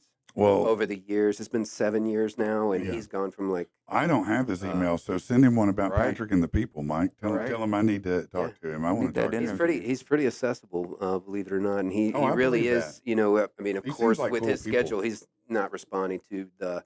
The 100 emails. No, you know, I'm he's sure. a percentage of them. It's really impressive that he does, and the fact that I've gone to see him now out of town about 14 different times. I've seen his Wow. stand up. I've So never gone. seen anything 14 times except my wife. He got me passes to his Netflix special, so I was Oh, there that's for both cool. days of that Oh, filming. really? I bet that was Uh, exciting. He's got me passes to sold out shows, just pretty much everywhere since then. He's hooked me up with passes. When he just did the sold out show here at Simmons, I got 4 passes. That's cool, man. Took my friend Aaron Redden from the van and my friend Yeah. Clay Fitzpatrick. I love who Aaron. Worked with Youth Home. Yeah, I've known him Aaron too. for about 20 years now, and Man, that's isn't he awesome? man. He's one of the greatest humans I know. He's probably out there listening right now. We Oh love no, you, Aaron. he always has been a big supporter. We've supported each other throughout the years. My wife hosts Christmas karaoke for the van. Oh and- wow. Okay. Yeah, okay. yeah, Yeah, so I was in the building last year. Yeah, so we've been involved. I met him 20 years ago, roughly, when we were doing. We were both on a board for homeless youth in Benton, and we put together a show out there. Well, actually, we put together a kind of a carnival day and then a show that night. And the carnival, thank God, made money because I booked a badass band. Matter of fact, they're coming here to the hall, and I felt terrible because 12 people came to see the band, and it was Zozo. They're a Led Zeppelin. All right. They're the greatest Led Zeppelin impersonation band in the world, they say. And it was like watching Led Zeppelin. So for the 12 of us who were there, Oh wow. it was the greatest show I've ever Show. seen, man. It was Led Zeppelin. It was badass. But What I night, always what felt night of the bad. week was that? How 12 No, people? it was, I don't I understand. know. I didn't understand either, man. It was like a weekend, dude. Man, that can happen. It's But it such was a tough so weird industry. in Benton, because they didn't have a lot of live music in Benton at that time. Mhm. I mean, it was a while back, and so I think people just didn't understand or didn't get the word out enough. The internet wasn't as powerful then. Sure. So there were a lot of reasons, but it was still a very successful fundraiser because of the day part. But I did feel bad because I was like, well, guys, if you just want to not do it, you can. But if you want your pay, 12 people are ready to rock. Let's go. And they did. They put on the show, man. They didn't even half step it. They did the whole damn show, encore and all, and I was like, yeah, that's my money's worth there. If I'm gonna pay you $5,000 for 12, that's 600 a ticket here. So let's get after it, Wow. So where is the most crazy place you've ever done stand up, Stewart? Oh my gosh, crazy place. I'm trying to think. Definitely there's like strip clubs that you do stand up in, which is Yeah. crazy. Now I have never. Which is Yeah, crazy. that's I've wild done stand up combination. for, I don't know, 15 years now. I have not ever performed in a strip club. That is Oh my- fascinating. Yeah, it's kind of crazy. It's fun. I definitely see the girls and their money, and I think I chose the wrong. Yeah, no, they're over there making bank, man. Matter of fact, if you are, by the way, if you are a adult entertainer, a dancer, I'd like to have a couple on the show because we want to actually ask some interesting questions. And, just go to Patrick at patrickandthepeople.com or come over to our Facebook page or one of our other million social medias out there and reach out to us. It doesn't matter, where you work at or whatever. Just want to have you on and have some, have lots of interesting questions. It's always interesting to talk to people in different walks of life, and Yeah, they have stories, Oh, man. man. They have stories. You hear me? Stories. Yeah, they're for real. inspiring. Well, they're inspiring for content. That's the Yes. thing, So you performed in a strip club. So I mean, that seems like it's hard to compete for the audience there. It was rough. You have clothes on, they do not. Absolutely. Yeah, it was rough. It was rough. I'm trying to think other than that. I mean, just some weird shows. I mean, you're talking about 12 people. I've done way worse than that. Yeah, no, I 2 people. yeah, I'll be honest. That's so funny you say that because I used to tell people, they'd say, well, what's it like if you have a small crowd? I said, well, if you have 20 or 25, it can sound like 75 or 100. Oh, totally. Yeah. If you have 7, it sounds like 7. It roommates. Yeah. No, it's exactly. 7 people. And then you And just kind of have to talk to them. You can't like put on. There's no fourth wall when there's 7 people. well, the problem is you run out of your set in 25 instead of Yeah. 45 because you don't have that big laugh gap. You don't have all that. So Totally. if you don't start talking to people and do some crowd work with your Yeah. 7 or 12, you're in trouble. Right. Yeah. Right. And as a young comic, that's a tricky place to be. But I was my wife I was teaching her, mentoring her in comedy. So at that point, she was really new to the game, and Yeah. she was more just hosting and was starting to get some feature in. Uh-huh. And when we got there, and it was about 10 minutes before, and she said, "Do I have to do this?" And we That's just me before every show. She said, "Can I cancel?" And I said, "Oh, hell no. These 7 people paid, and you're going to give them the show. You get your ass out there and you perform. You better give it to them." You know, in fairness to her, she did do that. You know, she Yeah. did. She's a much better stand-up than I am, to be honest with you, by far and away. She has this unique ability to connect with audiences. You know, do you find the crowd work for you? Is that a big part of set work for you? Yeah, I do a lot of crowd work. I like it a lot. It's just kind of fun. Reset the room. You I get th- control. You make people like you. Yeah. I feel like women are good at that too, because we can like listen. You know. I think you certainly are probably, yeah, because you No can offense. listen. That's hilarious because we can listen. No, I think it is true. Women are particularly good at Yeah. it. I've seen many be good at it. Matt Rife seems to be pretty good at it. Oh wow! Yeah, I'm a huge Matt Rife fan. Are you really? No, No, you're not. I No. knew that was coming. No, I think Matt he had a Tom Cruise moment, I guess, where, Oh my god! you know, he went at his female audience a little bit too hard, and some of them They didn't were like the ones it. coming out. Those stupid girls Yeah. were coming out for you, and you turned on them. That The was guy's crazy. about to play Madison Square Garden. I thought, you know, look, when I turned on TikTok about 2 years ago, Yeah. the only thing on my TikTok was him. Matt Rife or Tiger King. Yeah. That was it. Yep. It was one of those two were going to show up, you Oh, know. take me back. And yeah, we're interviewing Joe Exotic Sunday. No way. Are you really? Oh yeah, he's in prison, but he gets out in May. But yes, He's gonna come on the Zoom. yeah, on well, Sunday? yeah. Oh my god, I love him. Yeah, well, it's interesting. You know, he's got a lot going on right now. Oh my god. Oh yeah, he's got a. What's going If on? you love him. I don't know how much you love him. No, I just think he's hilarious. Well, I don't know how much you I love gay him, but guys.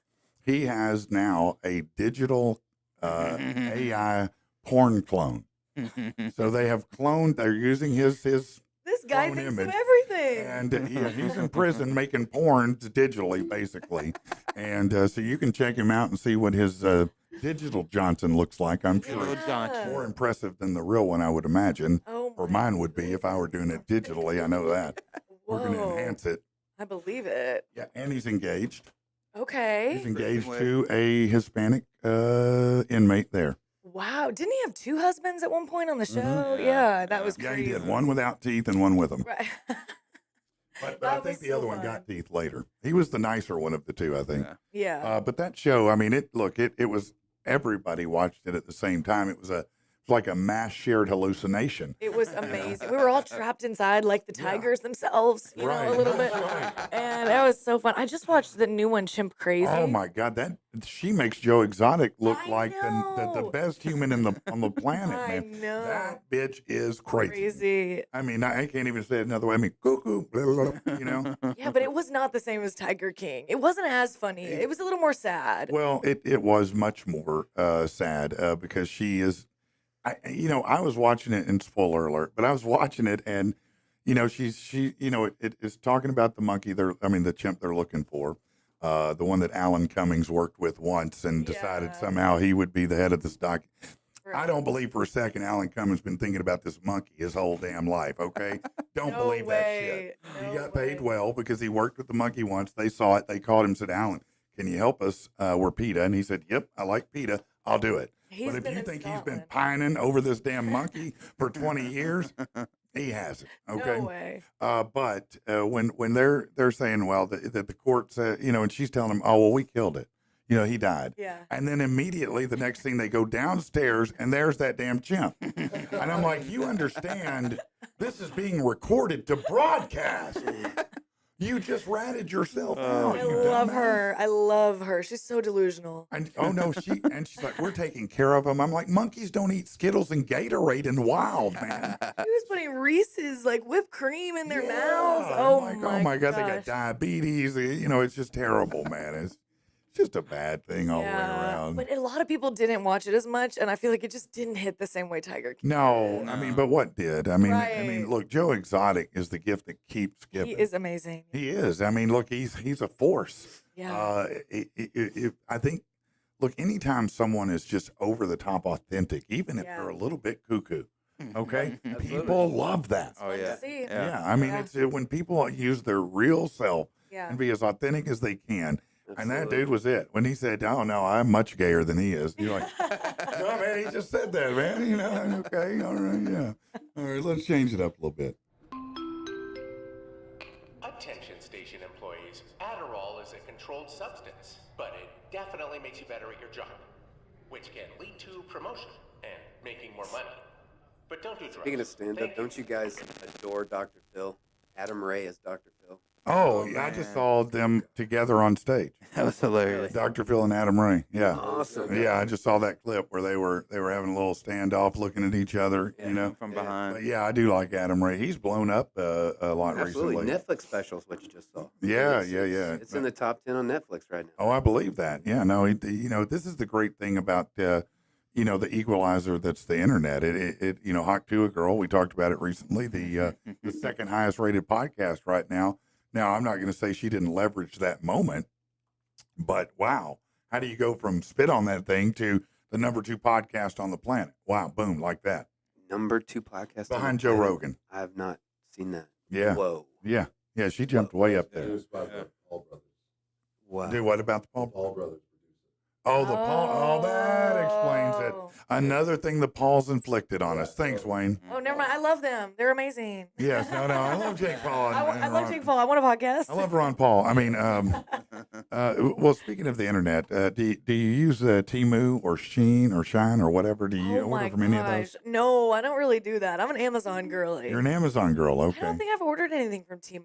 Temu. Yeah. I like Temu. I order from it now and again, and most of the time you get what you get- order. Wow. Most of the time you do, and surprisingly, like I got a pair of dress shoes, and I really rolled the bones on them, man. I was like, Yeah. this may be $17 I never see again, but I'll live with it.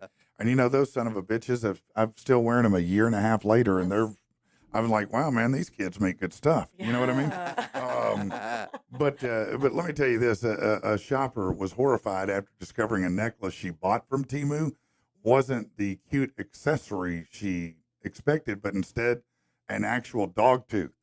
Bella Muscadini, she's a TikTok content creator. She shared her shock in a viral video. She showed off this pendant that she got. It was supposed to be it looked like a dog tooth necklace. She said when she got it, she realized it's an actual dog tooth. It was decayed and it stinks. And that's what they shipped her, an actual dog tooth necklace. Can you imagine that? Hell, That's God. a little creepy, isn't it? That's bananas. a little bit. A little bit creepy, yeah. You don't expect to get the actual dog tooth. You're like, oh, okay, like in an actual shark tooth. It's wow, okay. Yeah, I've ordered a lot from Temu, and Teeth moo? Teeth Moo. Moo. Yeah, Teeth Moo. That's what we're calling it now, Teeth Moo. And I've had good luck. My son orders a lot from him now. He got one thing that was too small. Now the first, I guess it was maybe when Sheen came. Is that how they say it, Sheen? Yeah. When it first came out, and I think nobody almost uses it now because everybody knows it's supposed to be not good slave labor, basically, that makes it. But when she ordered from him for Christmas, first of all, she ordered it in November 1st. It didn't make it till January 3rd. Number 2, when we got it, the larges, my kids are not fat at all. They're thin. They are wafy kids. You know what I mean? Yeah. They eat well, but they're still thin. They Yeah. take care of themselves. They couldn't stretch any of them on. We had to give them away to kids who were like 10 and 11. Oh my. It was so funny. It was like they shrunk down. It's like, damn, man, they're little people over there, aren't they? They are little people. I started wearing slippers during the pandemic, and I wear them every day now with dragons on them and all kinds of ridiculous things. When you I say just looked slippers, up. like house shoes or They're kung fu slippers. oh, I kung just fu typed that slippers. Okay. into to Amazon and found some slippers I like for $25, Yeah. and they're phenomenal. Just to wear around. But Let me again, I'm gonna look 'em up now. they don't go past a size 45, Okay, a which is a 45. 10. Oh, Yeah. Oh. So if you wear a 10 and below, you can get these slippers. but if you have a bigger foot, But you're that's out. it. Yeah, like but Bruce Lee kickers, man. Yeah, Okay, for so sure. this is what they kind of look like here, I'm guessing. yeah, for sure. Hold on, I don't need to spin for a Spin bundle. that wheel, spin that wheel. Oh my God, look at that! I get $200. I'm so lucky. Yeah, Best prize. You can get 10 pairs of shoes right now. yeah. Look at that, $14.99. They got a nice dragon down the side of them. You can be stylish, and Right. yeah, they kind of look like some Toms or something, I guess. That's what you like to rock? They're Oh yeah, comfortable. yeah. Like I just do the Mr. Rogers thing. As soon as I get home, I just slip into them. But then also they become so normal. Mhm. Like I'll take a walk for a few miles through the park. Yeah. Just wear No, slippers. I'm not doing that. I'll tell you, I'm not taking a walk a few miles anywhere if I So can now I avoid have it. walk-in slippers and then house slippers. As well. Walking in house. Okay. They will not work in the cold, though. I promise you. No. Not even with wool socks. No. Okay. All right. Let's see what the people are saying. Scotty says, oh no, Crystal says, I have a phobia of pipes bursting. The crazy thing is my son's a journeyman plumber. Go figure. Brandon Griffin, it's in and out. Oh no, he's talking to something there. Let's see. Morning, Junior says, good morning. What's up, Junior? Let's see what else. Morning, Tammy. Okay. Morning, everybody. Morning, everybody. Good morning. Good Let's, morning. Morning. yeah, let's move on to something else here. So, this is a kind of an interesting thing I saw. Wildlife managers in western states are now trying to ward off grizzly bears using drones and blaring heavy metal music with them to scare them away to expand across Montana's northern plains. They said sometimes the noise of the drone is enough, but if not, they fire up the heavy metal on the drone and they're running them down that way. Why are they trying to run the bears anywhere? Because did they release a bunch more? Is that what they did recently? Do you know? Anybody I don't know. I'm having a hard time. I was just processing that we're the Bears. That's what I was just thinking. Yeah. Oh my God, we're the Bears. Yeah. Now we're all It's being about to herded. happen right here. Yeah, I don't know why they're doing that. Montana's not the only state trying to haze bears. Oh, okay. They're trying to keep them away from people. That would be great. Yeah. Yeah. It's a good idea to keep them away from people. I think what it is that whole, remember the man versus bear thing? I think that maybe just bears become way too popular and too many women were seeking them out. Right. Oh, It's that's the what it women- is. it's the Yeah, women the coming bears. with the them. There's too much bears. pressure No, that's what it is. on the bears Cocaine right bear. now. No, too Date. much pressure on the Yeah. bears. Have you not seen Cocaine Bear? They're just not dating right now. Oh, Cocaine Bear. That I tried to watch that. Man, I is wanted a to watch it. wild movie, man. I started watching it and it was so weird. I was like, this is not what I expected. It's It. really graphic too, man. Like that Is bear it? really messes some people up. Like it's bad. Yeah, I don't think I got to that part. I think It's maybe the bad. bear killed one person, and I was like, I'm not getting enough Weird, out of yeah. this right now. It was, yeah. Is there a movie that you were excited to see, and then when you saw it, you went, well, that was not what I thought at all. I thought Cocaine Bear was going to be about gays in Chelsea, so I didn't know. No, that makes sense. Yeah, no, I would have I thought didn't that too. That's perfectly sensible to come to that conclusion. Have you ever had a movie like that you're like, wow, that's not what I thought? I mean, I have, but I can't just think of one right off Like the top. Blair Witch. Oh, man, Oh, yeah, Blair Witch yeah. was not scary at all. Man, it was See, a lot of weird. people thought it was super scary. I mean, they Yeah, felt people- like, Yeah. you know, I it didn't think changed was the that scary. it changed the game in its own way. I mean, it made the found footage, Yeah. thing go. It's still going. I mean, it's still.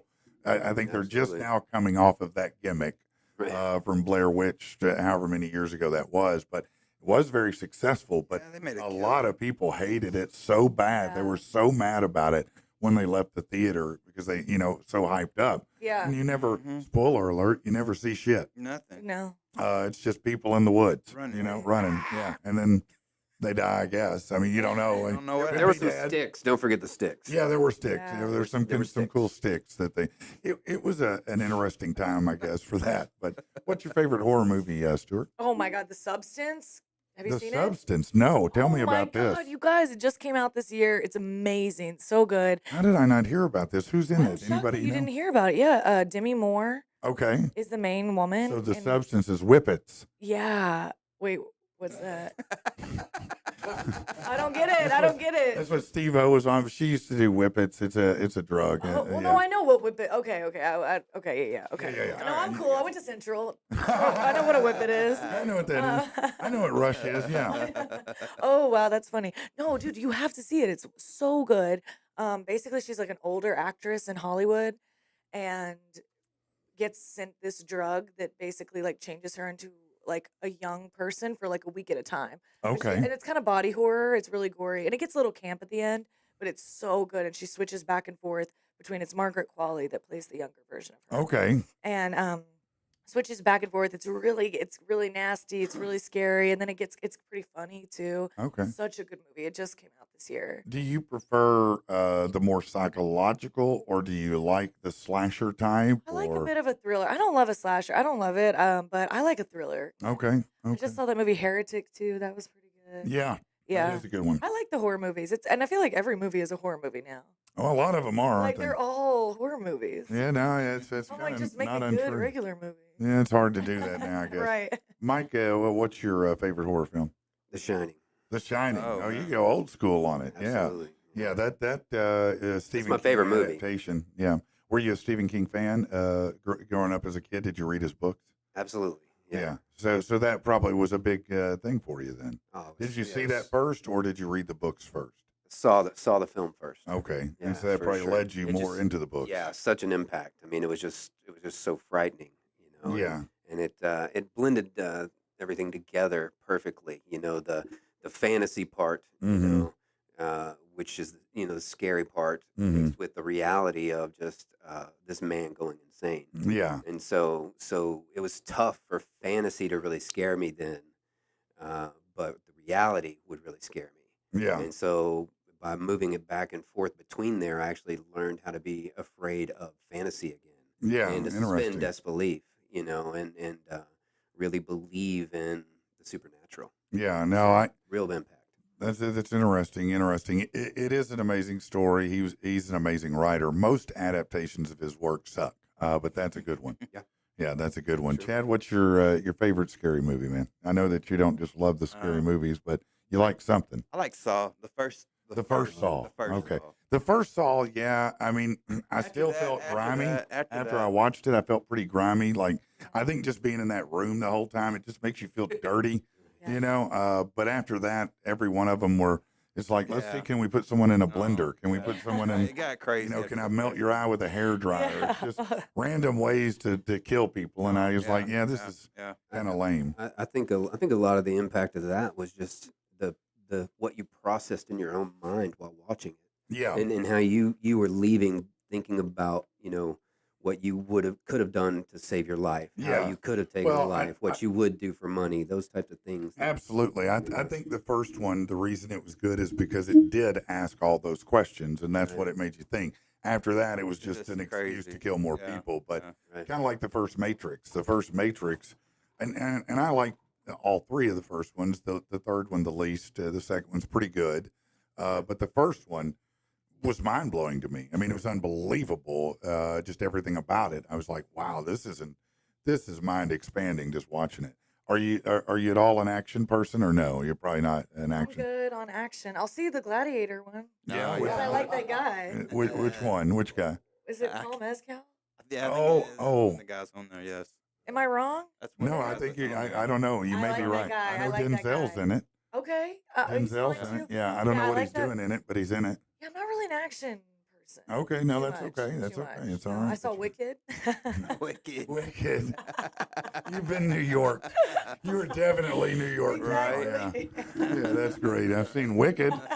Oh wow. Do you feel like there's just enough action happening in real life right now? Absolutely. You don't need it. I'm on the MTA with the rats and the cars. No, I'm you- getting chased. you I know, don't need She to. sees that I every do day, forget man. it's New York, so I mean, you probably do. You live an action Oh movie my! out I get there. jealous of the car chases. I'm like, that open road looks good. Yeah, no, Good that's to right. me. Yeah, I can hear that. And what do you think for people who go to New York? You know, coming from here or anywhere like in our region is the biggest thing to adjust to?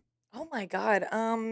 Definitely scary people in the streets. I also say a lot of people from here go to Times Square. Mm-hmm. I think Times Square is kind of rough. I mean, of course, like you need to go there to see the plays or whatever. Yeah. But I say venture out to Brooklyn. We have fun in Brooklyn. Brooklyn is good Yeah. times. What's different Yeah. about Brooklyn? It's just more laid back. It's more or- laid back. There's more space. There's really good restaurants. I just feel like when people travel to New York, they do like sort of just like a basic Times Square route. And I feel like there's so much more fun stuff to explore.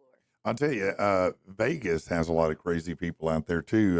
When you're going up and down in that area, there was a guy yelling at those covers that cover like the utility meter on a sidewalk. Mhm. So he's standing there. It's like a rectangular box, basically a metal box. He was literally standing there yelling at the metal box, talking to the person inside the box. There's no person in the box, but he was steadily yelling at him and mad as hell. And my sons were like, "What's going on, Dad? Keep What's walking. going on?" I said, "Just keep moving. Yo. Just Yeah, keep just moving. keep walking. Do not make eye contact. your head Keep down." moving." And then the people behind us, somebody made eye contact, and I was like, "Oh shit, it's about to go down." Down. Nope. And he started yelling at him, and I was like, "Yeah, you shouldn't have made eye contact."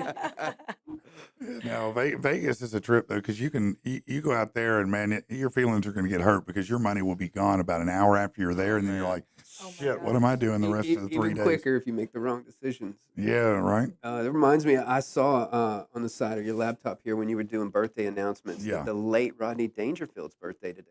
Yeah, yeah. I actually have a Rodney Dangerfield story from Las Vegas. I was Really? at the MGM Grand about probably 3 something in the morning Okay.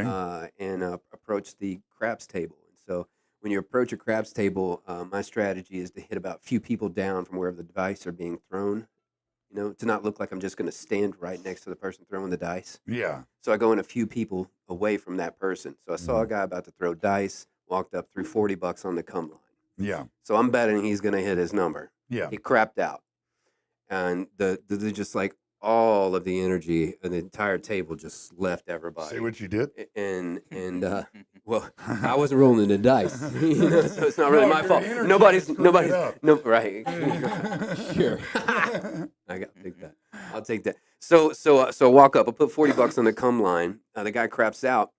He leans back to like look around because that's what you do.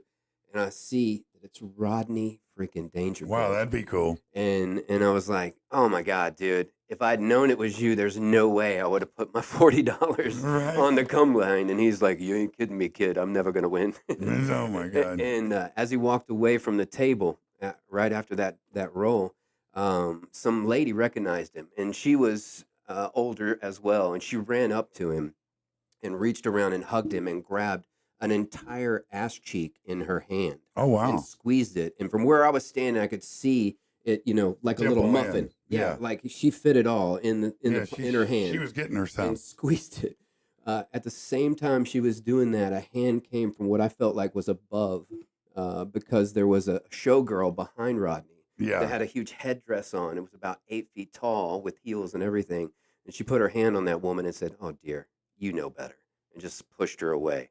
And we walked off like, Jesus Christ. Yeah. That's a beautiful thing. It's definitely a moment I've remembered my whole Well, life. I 'cause would imagine I so. loved Rodney Dangerfield as a kid He was too. he was a funny, very, very funny guy. Dude, Back to School, stand are up you and kidding yeah, me? that was a great movie in the '80s. Yeah.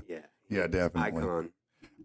No, he definitely is an icon, and he was a great self-deprecating comedian, That's it. and a good example of how that works. You shouldn't put money on him, No, I never. except would. for a ticket. I don't put money on anybody, to be honest, except myself, and I barely can do that anymore because I do this now.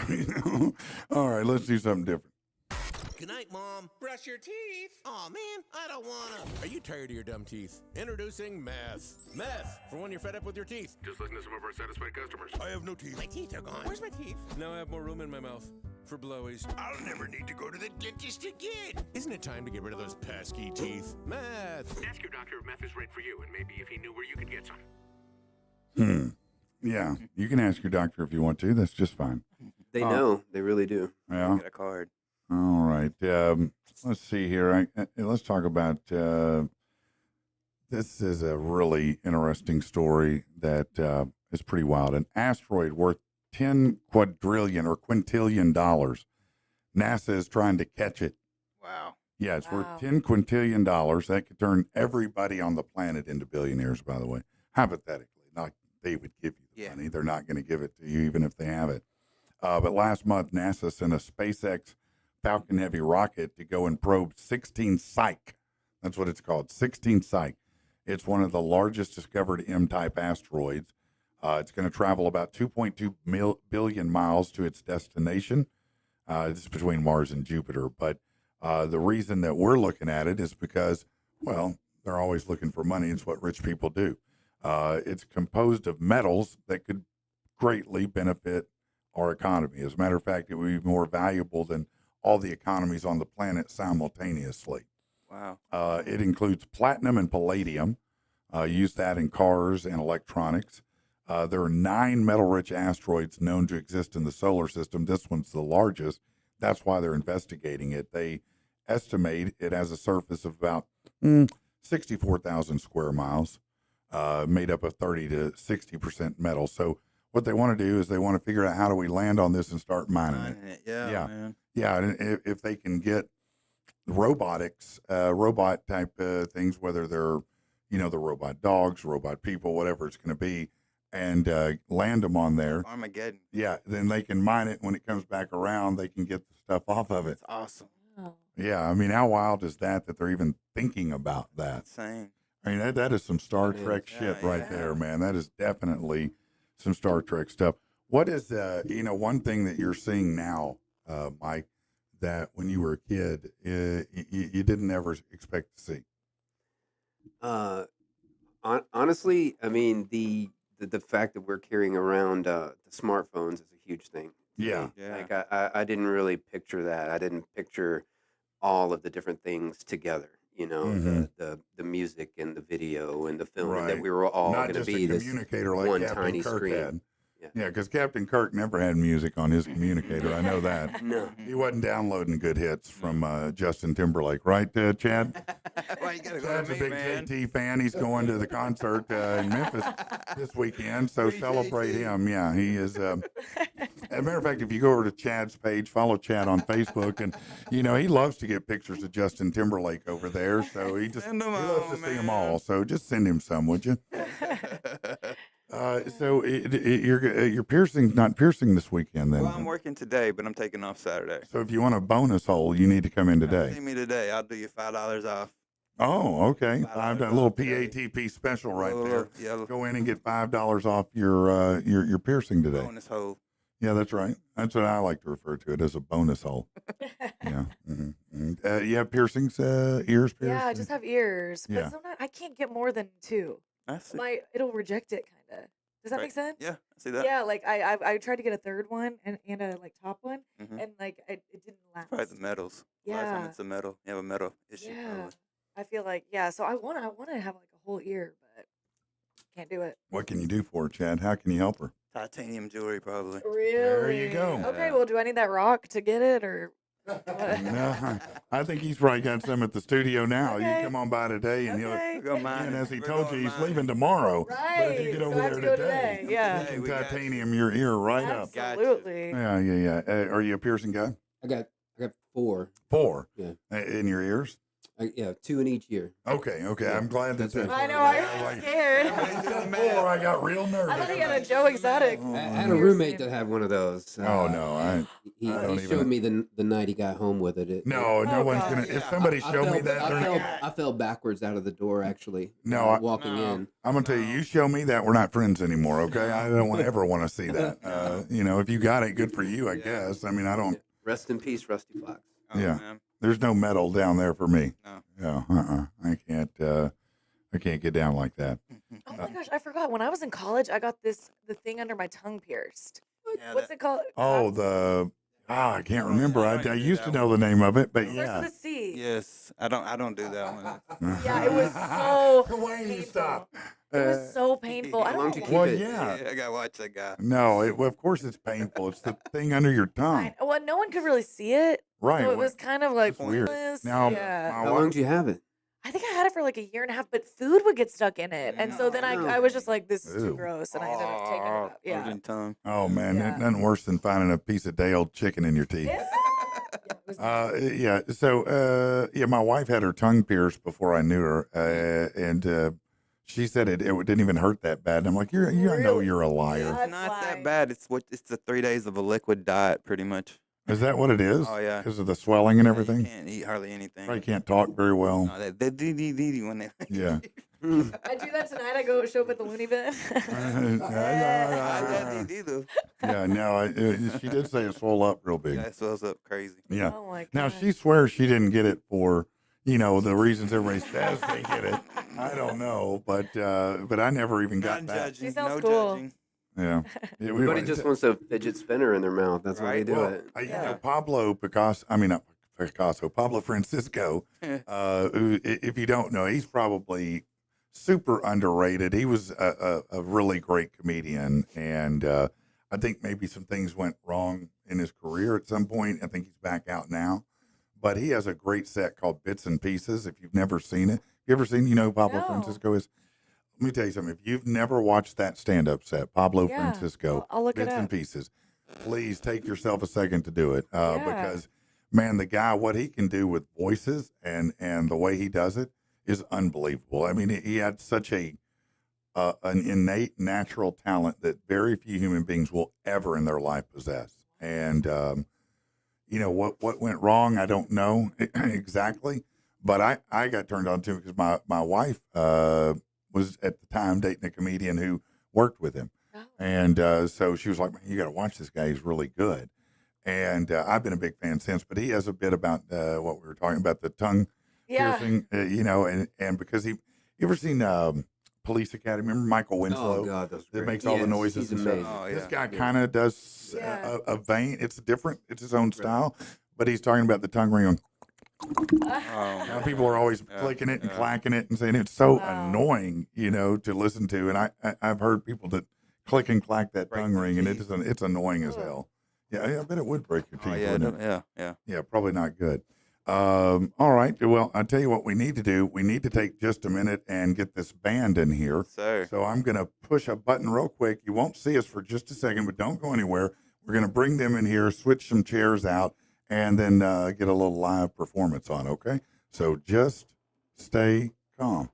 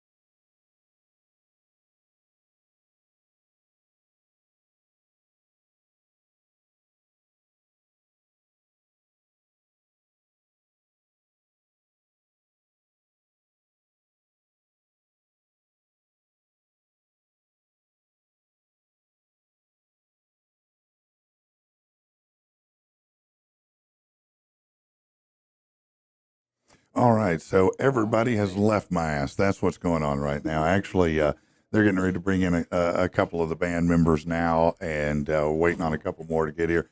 Come on back in. Yeah, have a seat here. Bring these guys in. Come on in, man. Come over here and slide in over here on the side here. What's going on, Natal? How are you, buddy? It's good to see you, man. Good to see you. Slide that chair over here. Yeah, when you see that red beard, you know who it is. What's going on, my brother? What's up, brother? How you doing, man? What's going on in your world today? Well, tell me all about it. What's going on in your world today? Well, Come over this way a little bit All more. right. Yeah, there you go. we I guess got offered to go out with Trickster. Oh, yeah? Yeah. Here, let me get that mic right up on you there. With Trickster. Yeah. isn't Man, that I pretty wild, hadn't heard dude? them in a minute. I What's know. going on with those guys?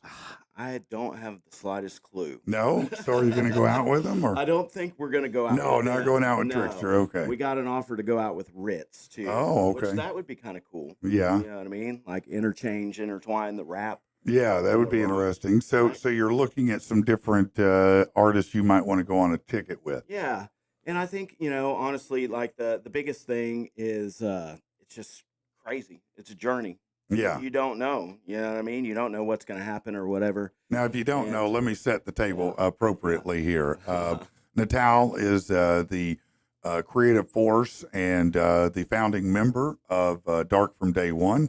They're a modern progressive rock band who has been, in this performing in Arkansas and in the region for many, many years now. How long have you been operating? So I started Dark from Day One in 2006. In 2006. 2006, and it has been. Now, wait a minute. Let me think. If my math serves me right, that means I met you the first year. Oh, you know what? It You was remember? you and McEwen, wasn't it, on that Yes, ticket? yeah. So there was a band named McEwen at the time, and they were on there. And then you guys. That is right, man. I had Yeah, not isn't forgot that about that. crazy, That dude? is crazy. What year was that? God, it Like would have 05? been like 05. Oh yeah. wow, man! Yeah. Man, that's a minute, long isn't it? time ago. Yeah, man. It's crazy. 20 years goes by quickly, huh? Yes, very quick. Damn, man. Yeah. Way fast. I can't believe how fast. Like right now, too. Everything going on in the world, the holidays and everything. Yeah. It's like, wait a minute, wasn't it like New Year's Eve yesterday? I know, right? It's things going on with their families. Yes. How hard is it to get everybody on a page where they can do that and make that run? Honestly, you probably have a better chance winning the lottery. Yeah. I think. For the most part, for example, like a few guys will be here in a minute. But it's like you just do the best that you can on everything. Now, say for instance, like when you're out there, normally we have had the honor of having a tour manager that kind of helps hone things in and gets Yeah. everybody on the same Yeah. page, same time, all that. But, Yeah. Um, So tell me, tell everybody about maybe a time where, through what you do with the band, that you had I can't believe I'm sitting here talking to this person kind of moment. And I know there have been a few for there you. have been several. I'll Yeah. tell you one of my coolest, well, for me, like stories. Yeah. So we're playing the second Edge Fest that we got to do. Yeah. And we're backstage, and Vinnie Paul, from Yeah. Hell Yeah Pantera, is like, him and his buddy are grilling up some food, and he's like, Redbeard. I was like, hey. He's like, come over here and eat this chicken. Be the best goddamn chicken you ever had. And, Yeah. and I was like, Okay. Vinnie Paul just told me to eat the chicken. So you I'm ate the going chicken. to And eat that the wasn't a chicken. euphemism. No. Okay. I just making sure. You never know. Hey, I mean, you gotta, So I mean that was pretty incredible, Yeah. just the experiences too. Like, growing up, watching bands that were some of my heroes, Korn and stuff, and then even though we didn't play right before them, just sharing the same stage. is Yeah. like, Yeah. how? How does Yeah. this even happen, dude? So let me ask, did you eat the chicken, by the way? Oh yeah, it was good. Yeah. man. So what did was he? Had Did he the talk to chicken, you? and Did you Bob Zilla visit? gave me a couple cold beers, man. Yeah. It was Hey, did cool. you hang out and talk to him for a minute? Yeah, I got to visit with him.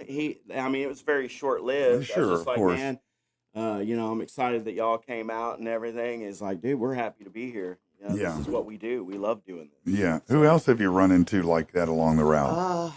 I think honestly, man, probably the longest conversation that I ever had with somebody was Lynn Strait from Snot.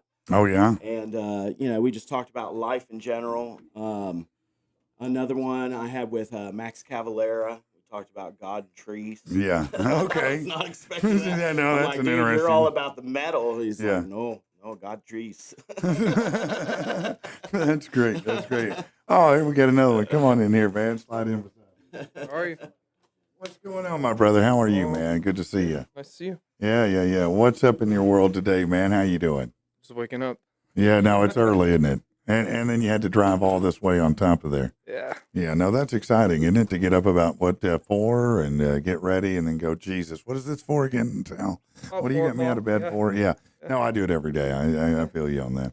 Yeah, 4 o'clock always feels like 4 o'clock. I promise you that. I'm kind of getting with it a little bit. Yeah. But it's still. It's a little tricky, man. Once Well, no, you. Try going to the gym before you go to work.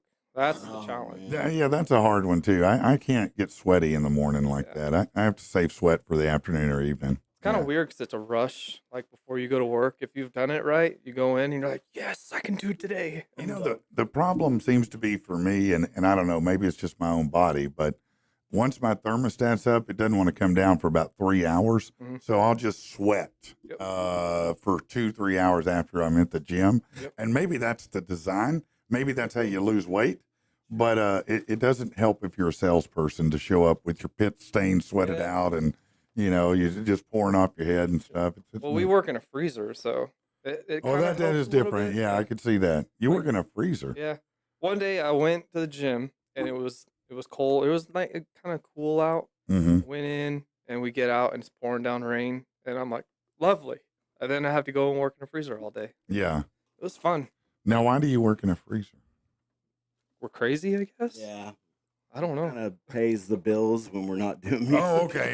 Fair enough. Fair enough. I didn't know if you were talking about that's where you record. I'm like, are Oh, you no. trying to keep the instruments good? Or what are we doing here? We stay in That's how you- tune really good. That's how you make the money too. Record. I got you. Okay, makes sense. Makes sense. Okay. They're really flexible. They're Yeah. they're cool with us, man. Yeah, that's dope. That's it dope. helps, man. It really does. So, how has technology changed the music business in the past 20 years, Natal? Oh my god. How much has it changed how you approach music, how you write music, how you send music? How has it changed that?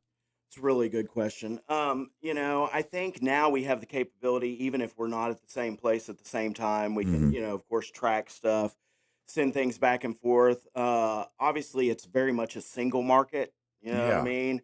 Yeah. Like, okay, this single was pretty cool. What do you got next? This Mm-hmm. one was pretty cool. All right, let's do it. Do you But, see a trend of people doing less albums and more singles? Is that something that you're seeing more of? Yeah, I think that it is very much the case now. And plus too, like say for instance, it's almost like we live in an ADD society, Right. So it's like you want to have a compilation of work that is amazing that people gravitate towards and Yeah. feel, but it's like you've got to keep putting something out there. Right, You know what I right. mean? So in other words, like people probably don't think about this because it's old, but there was a 4-year gap between Pyromania from Def Leppard and Hysteria, which even in the '80s seemed like an eternity, 4 years. But it used to be really common that it was probably a year or 2 years before a band would put out another album. Yep. But now there's always some music coming out. I mean, because people forget too fast. Yep. That's true. Now, what about trying to get, because it only takes the right one song on TikTok for everybody to use it. Have you ever tried getting stuff on there or getting people to use it or things of that nature? So we actually have not. However, the label, that's part of their plan. Okay. Yeah, part Yeah. of their plan is okay. You guys got these 4, and they've been really cool, man. I mean, extremely patient with us. Yeah. But they're like, let's get these 4 done the way you guys want it, and then we're gonna do the TikTok campaign, Spotify, Yeah. YouTube, so on and so forth. Yeah. And if you can get somebody to use, like, even in the background of a video, that's how I hear a lot of these songs. They'll go for months playing in the background of a video. And Yep. I've seen so many artists get singles that are older back up in the charts, or I've seen people who've never been charted chart because of that kind of thing. Yeah. Well, it exposes a whole bunch of different types of audiences. Yeah. I think it's brilliant from that perspective. And Have you found that social media, has been helpful in furthering your music, or has it been a hindrance in your music? So for us, I think it's been very helpful. What do you think, Johnny? It's mixed kind of because if you promote too much, then you get that don't spam me, don't bother me. Right, right. Obviously, So like, sure. remember when we did the battle for the Edge Fest and all Yeah, that stuff? yeah. We used to be like, send all Vote your for friends us, the vote link. for us, yeah. vote for us, and like you get people back, don't message me ever again, and then you get blocked. Right, And yeah. like I feel like it's still kind of word of mouth thing, but it's harder to do it now because you can't get people to come out anymore.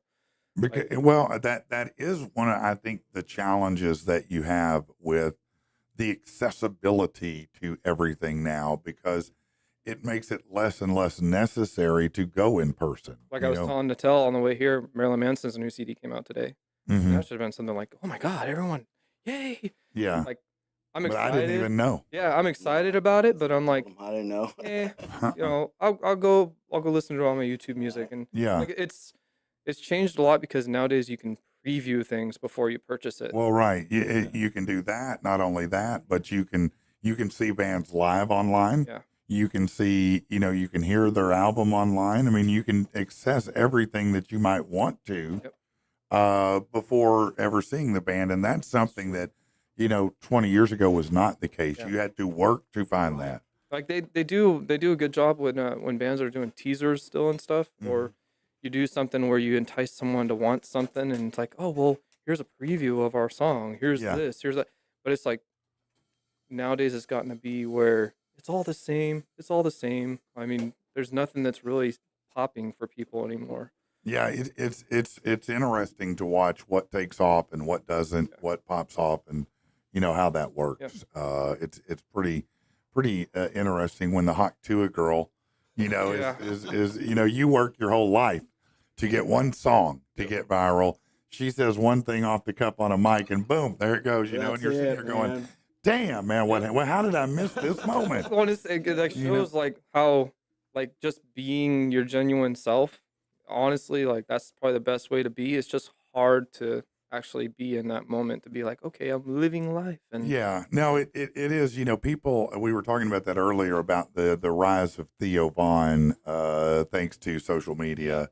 And so much of that has to do with the authenticity that, is his unique voice. And that's what people, I think, seek online a lot, either really dumb or really authentic, and if you're both, God bless you, you're going to win. I told my wife, listen, I don't mean this in a bad way, and it's probably really a good thing, but TikTok has these algorithms, right? So if you watch something, it's going to give you more of that.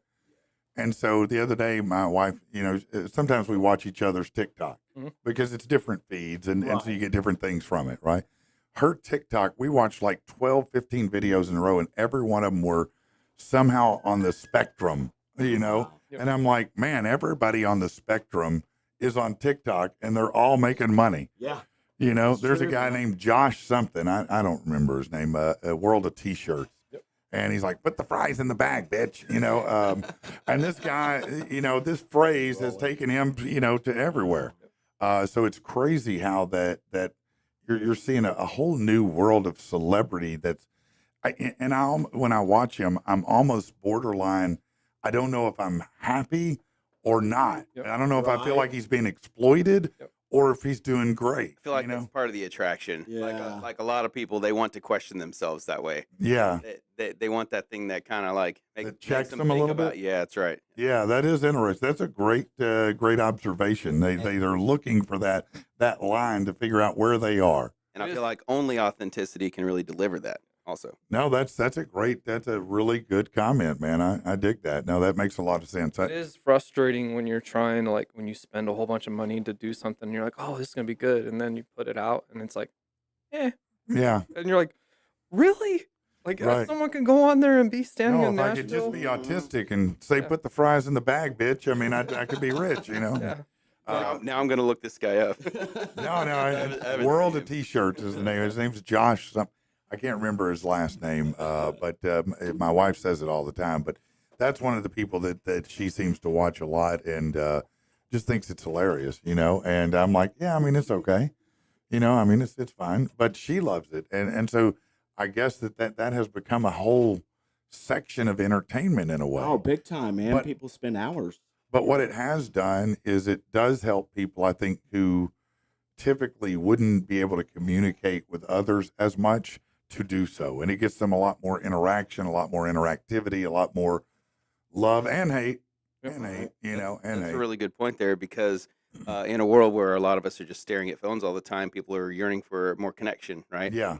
So there's always going to be an audience because of the incredible amount of people that are looking at these videos. Right? Yeah. The incredible amount of exposure that they have. There's always going to be an audience for your flavor, right? So yeah, back to that For authenticity. most people, yeah, you're right. Right. So you bring that authenticity up there. There's going to be an audience for you, and if you're authentic, it maybe it provides a little bit more connection for you. Yeah, In a world where you're staring at a screen, that person is being open. well, and just right. We're expressing themselves straight to you. in a world where you could not get that otherwise because you're not going to leave the confines of whatever is safe for you and go out to the masses. I mean, most autistic people aren't going out to do stand up or something. They're not in a band. Well, I don't know. Maybe they are.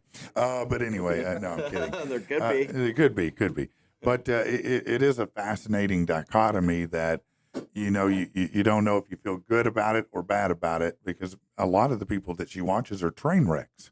Sure. Half of the people on TikTok are train wrecks, to be honest with you. They're emotional bags of gas. They're just waiting to blow. My girlfriend watches the shit out of a lot of those, and I'm like, what is that doing for you? She's like, well, someone understands. Like, I don't, Understands what? Whatever the shit is. Whatever it is. Okay. So, yeah, I mean, because we do, we try to feed ourselves our own validation, whether it's in a news source, whether it's in an entertainment source. I mean, we want to feed and validate our own thoughts and ideas.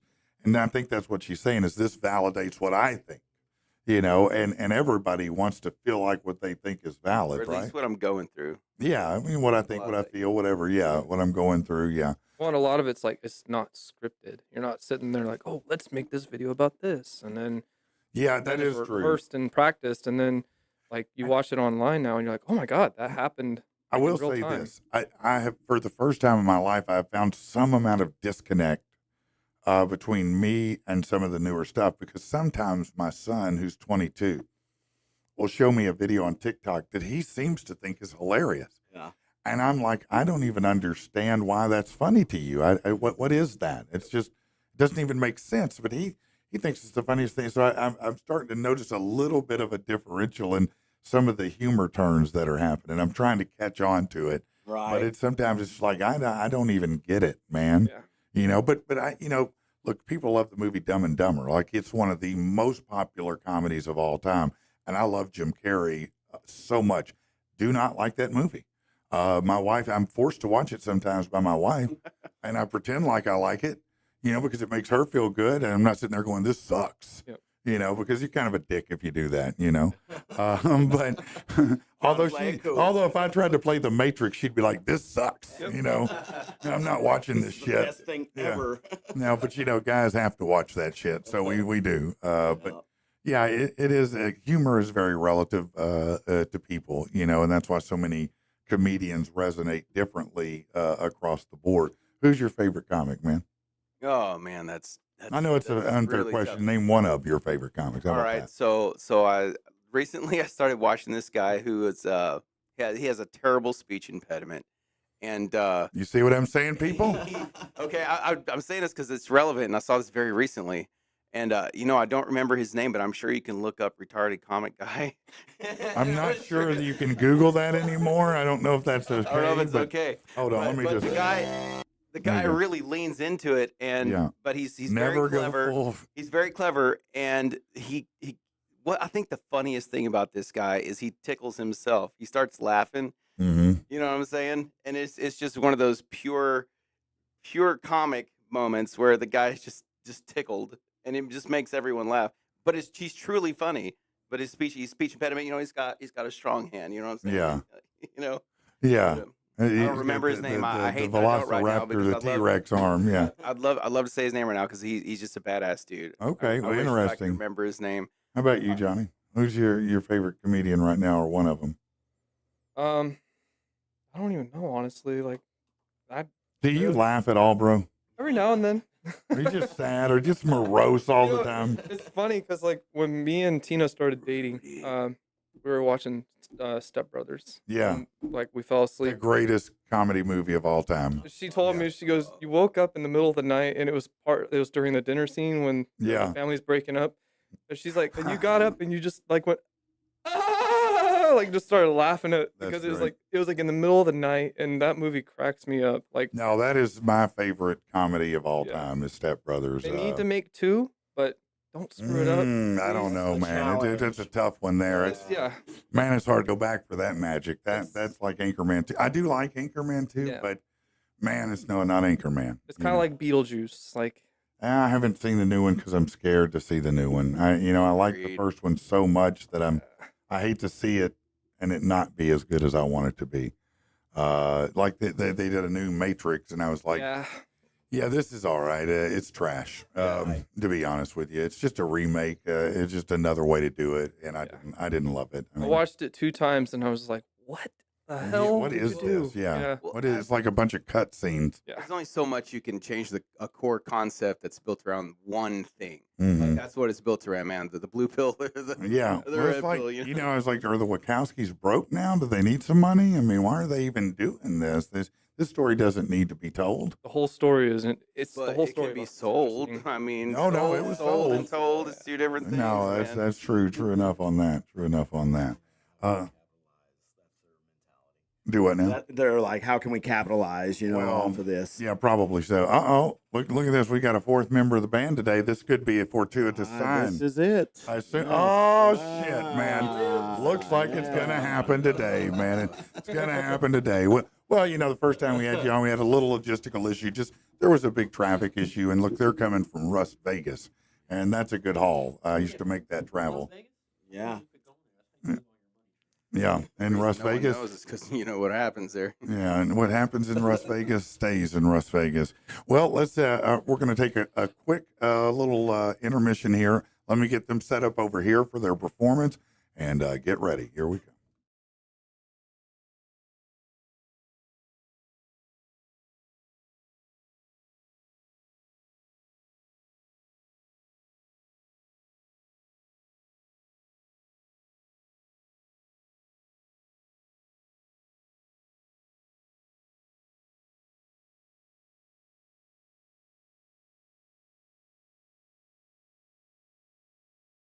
You know what? As a real estate agent, I've seen lots of homes get caught up in probate. That's when somebody dies and they don't have a will. And the next thing you know, siblings are arguing over houses, possessions, cars, things like that. That is a nightmare you don't want any part of. You're going to need some help. You need someone with experience. You need Riggin Law. Okay, RigginLaw.com. Kristen Riggin there and her team are amazing at guiding you through this process. Look, you want to get what's coming to you, but you don't want to have to fight with everybody to get it. Just get Kristen to do the work for you. Go to RigginLaw.com. When you have questions, you have concerns about an inheritance, about anything like that, RigginLaw.com is the solution. Check them out. You know what? As a real estate agent, putting you with the right mortgage person is critical. One of my favorites to work with is Josh Taylor at AMC Mortgage, and I'll tell you why. A lot of guys out there are stiff. They treat you like a number. Josh treats you like a friend. He's going to work through with you on everything you need. Look, he just got a pair of my clients into a home with $500 total. Yeah, paid the closing and the down payment costs all covered in there. I'm not saying that's what you're going to get, but I'm saying that's how good he is. Check him out. Give him a call, 351-2579. It's Josh Taylor at AMC Mortgage. If you're looking for a local mortgage guy, that's one that I recommend. Have you been injured? You need an attorney with a passion for people and an obsession with justice. That attorney is Tim Reed in Little Rock. Look, they've won $1.3 million in wrongful death, almost $1 million in medical malpractice and in insurance dispute. These guys know what they're doing, but more importantly, he's not a figurehead of some kind. He's not just some person on a poster with a picture of a rig or a smile or his dog with him. This is a real guy you can text with, you can talk to, and who will take good care of you. He'll work with you personally to get what you deserve. Check out reedfirm.com, reedfirm.com, or give him a call. Do you live or work in Conway, and are you a vapor? Yeah, and listen, stop going to crappy gas stations to get your vapes. Go to Crazy J's. They've got 2 locations in Conway, every kind of flavor you can imagine. Not only that, but if you love the electric lettuce, and who doesn't, they've got all kinds of glassware, some of the coolest stuff that you've ever seen. So no matter whether you're trying to get your vape on or your bud on, Crazy J's is the way to go. Check them out. They've got 2 locations in Conway. Crazy J's for all your vape and smoke needs, baby. if you're looking for a vehicle, how about a late model, low mileage vehicle? Go to Fitz Auto. Listen, if you want a car, a truck, an SUV, a boat, a camper, a side by side, they have everything that you want and then some. But don't worry about bad credit. That's what they deal with. They're their own bank.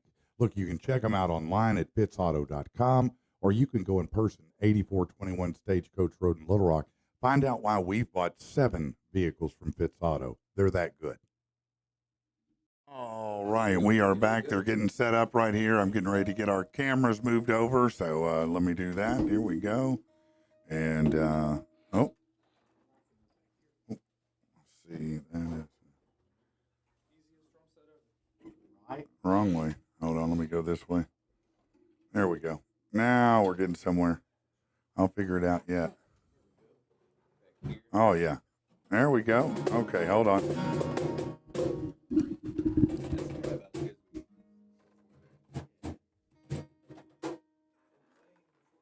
All right, guys, it's all on you now. Let's get after it. Hey guys, we are Dark from Day One, from Russellville, Arkansas, and we have a song for you. Hope you enjoy it.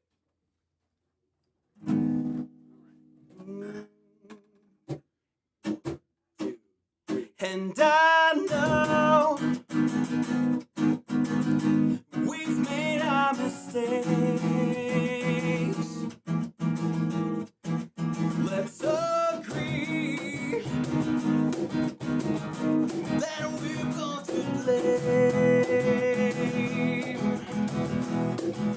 And these fights leave nothing to gain. And it is not right. It's just not the same. And now, if it all goes down in flames, least that we can say is we tried. We tried. And this could be our final chance, regardless of the circumstance. I'm willing if you are. Let's try. And this time, let's make no mistakes. Oh, no regrets or questioning fate. Should we fight or let it all fade away? And now, if it all goes down in flames, least that we can say is we tried. We tried. And this could be our final chance, regardless of the circumstance. I'm willing if you are. Let's try.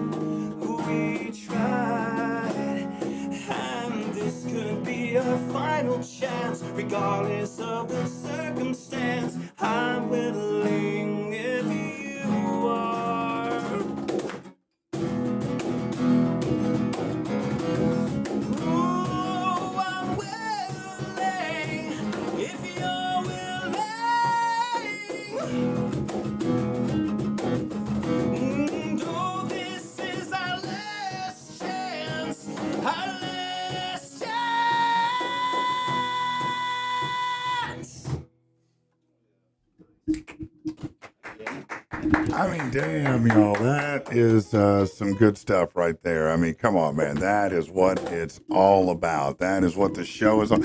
I love the fucking Friday show. Did I say that? I'm sorry. I did, didn't I? I do. I fucking love it, man. It's just that good. And you guys killed it, man. I mean, that is outstanding. That song was everything, man. Hey, listen, I know we're cutting out just fractionally early today, but listen, man, I can't top that. I can't come back and do anything better than what they just did right there. Dark from day one, y'all. They are amazing. Listen, guys, let me switch back here. Where can they get your music at, Natal? So Spotify, Amazon, iTunes, Spotify, Amazon, iTunes, anywhere. Dark from day one. You look them up. Get you some in your life, because if you're not, something's gone wrong. I'll tell you that. You need to be listening to them. If you like rock, they are exactly that and then some. So thank you guys for coming out and doing a hell of a song. Do you want to do one more song? Do you have one more in you? Do you all want one more song out there? You want to do one more? One. All right, let's do one more song. Let's do one more. They're that good. Let's let them do another one. How could I? Could do that.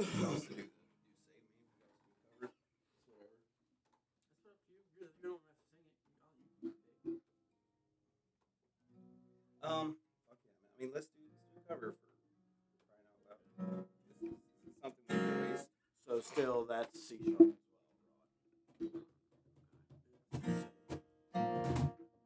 Yeah, I bet a lot of people know this song. Yeah. Should be one. The tuna. Well, I put him on the spot. It's my fault. Am I the asshole? Yes.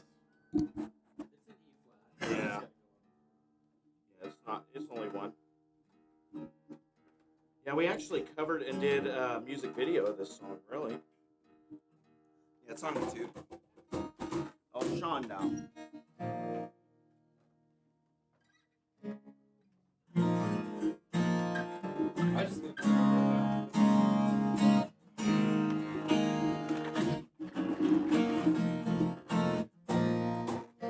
Ready? Yes, do it. Rock it. Turn off your vibrator. All right.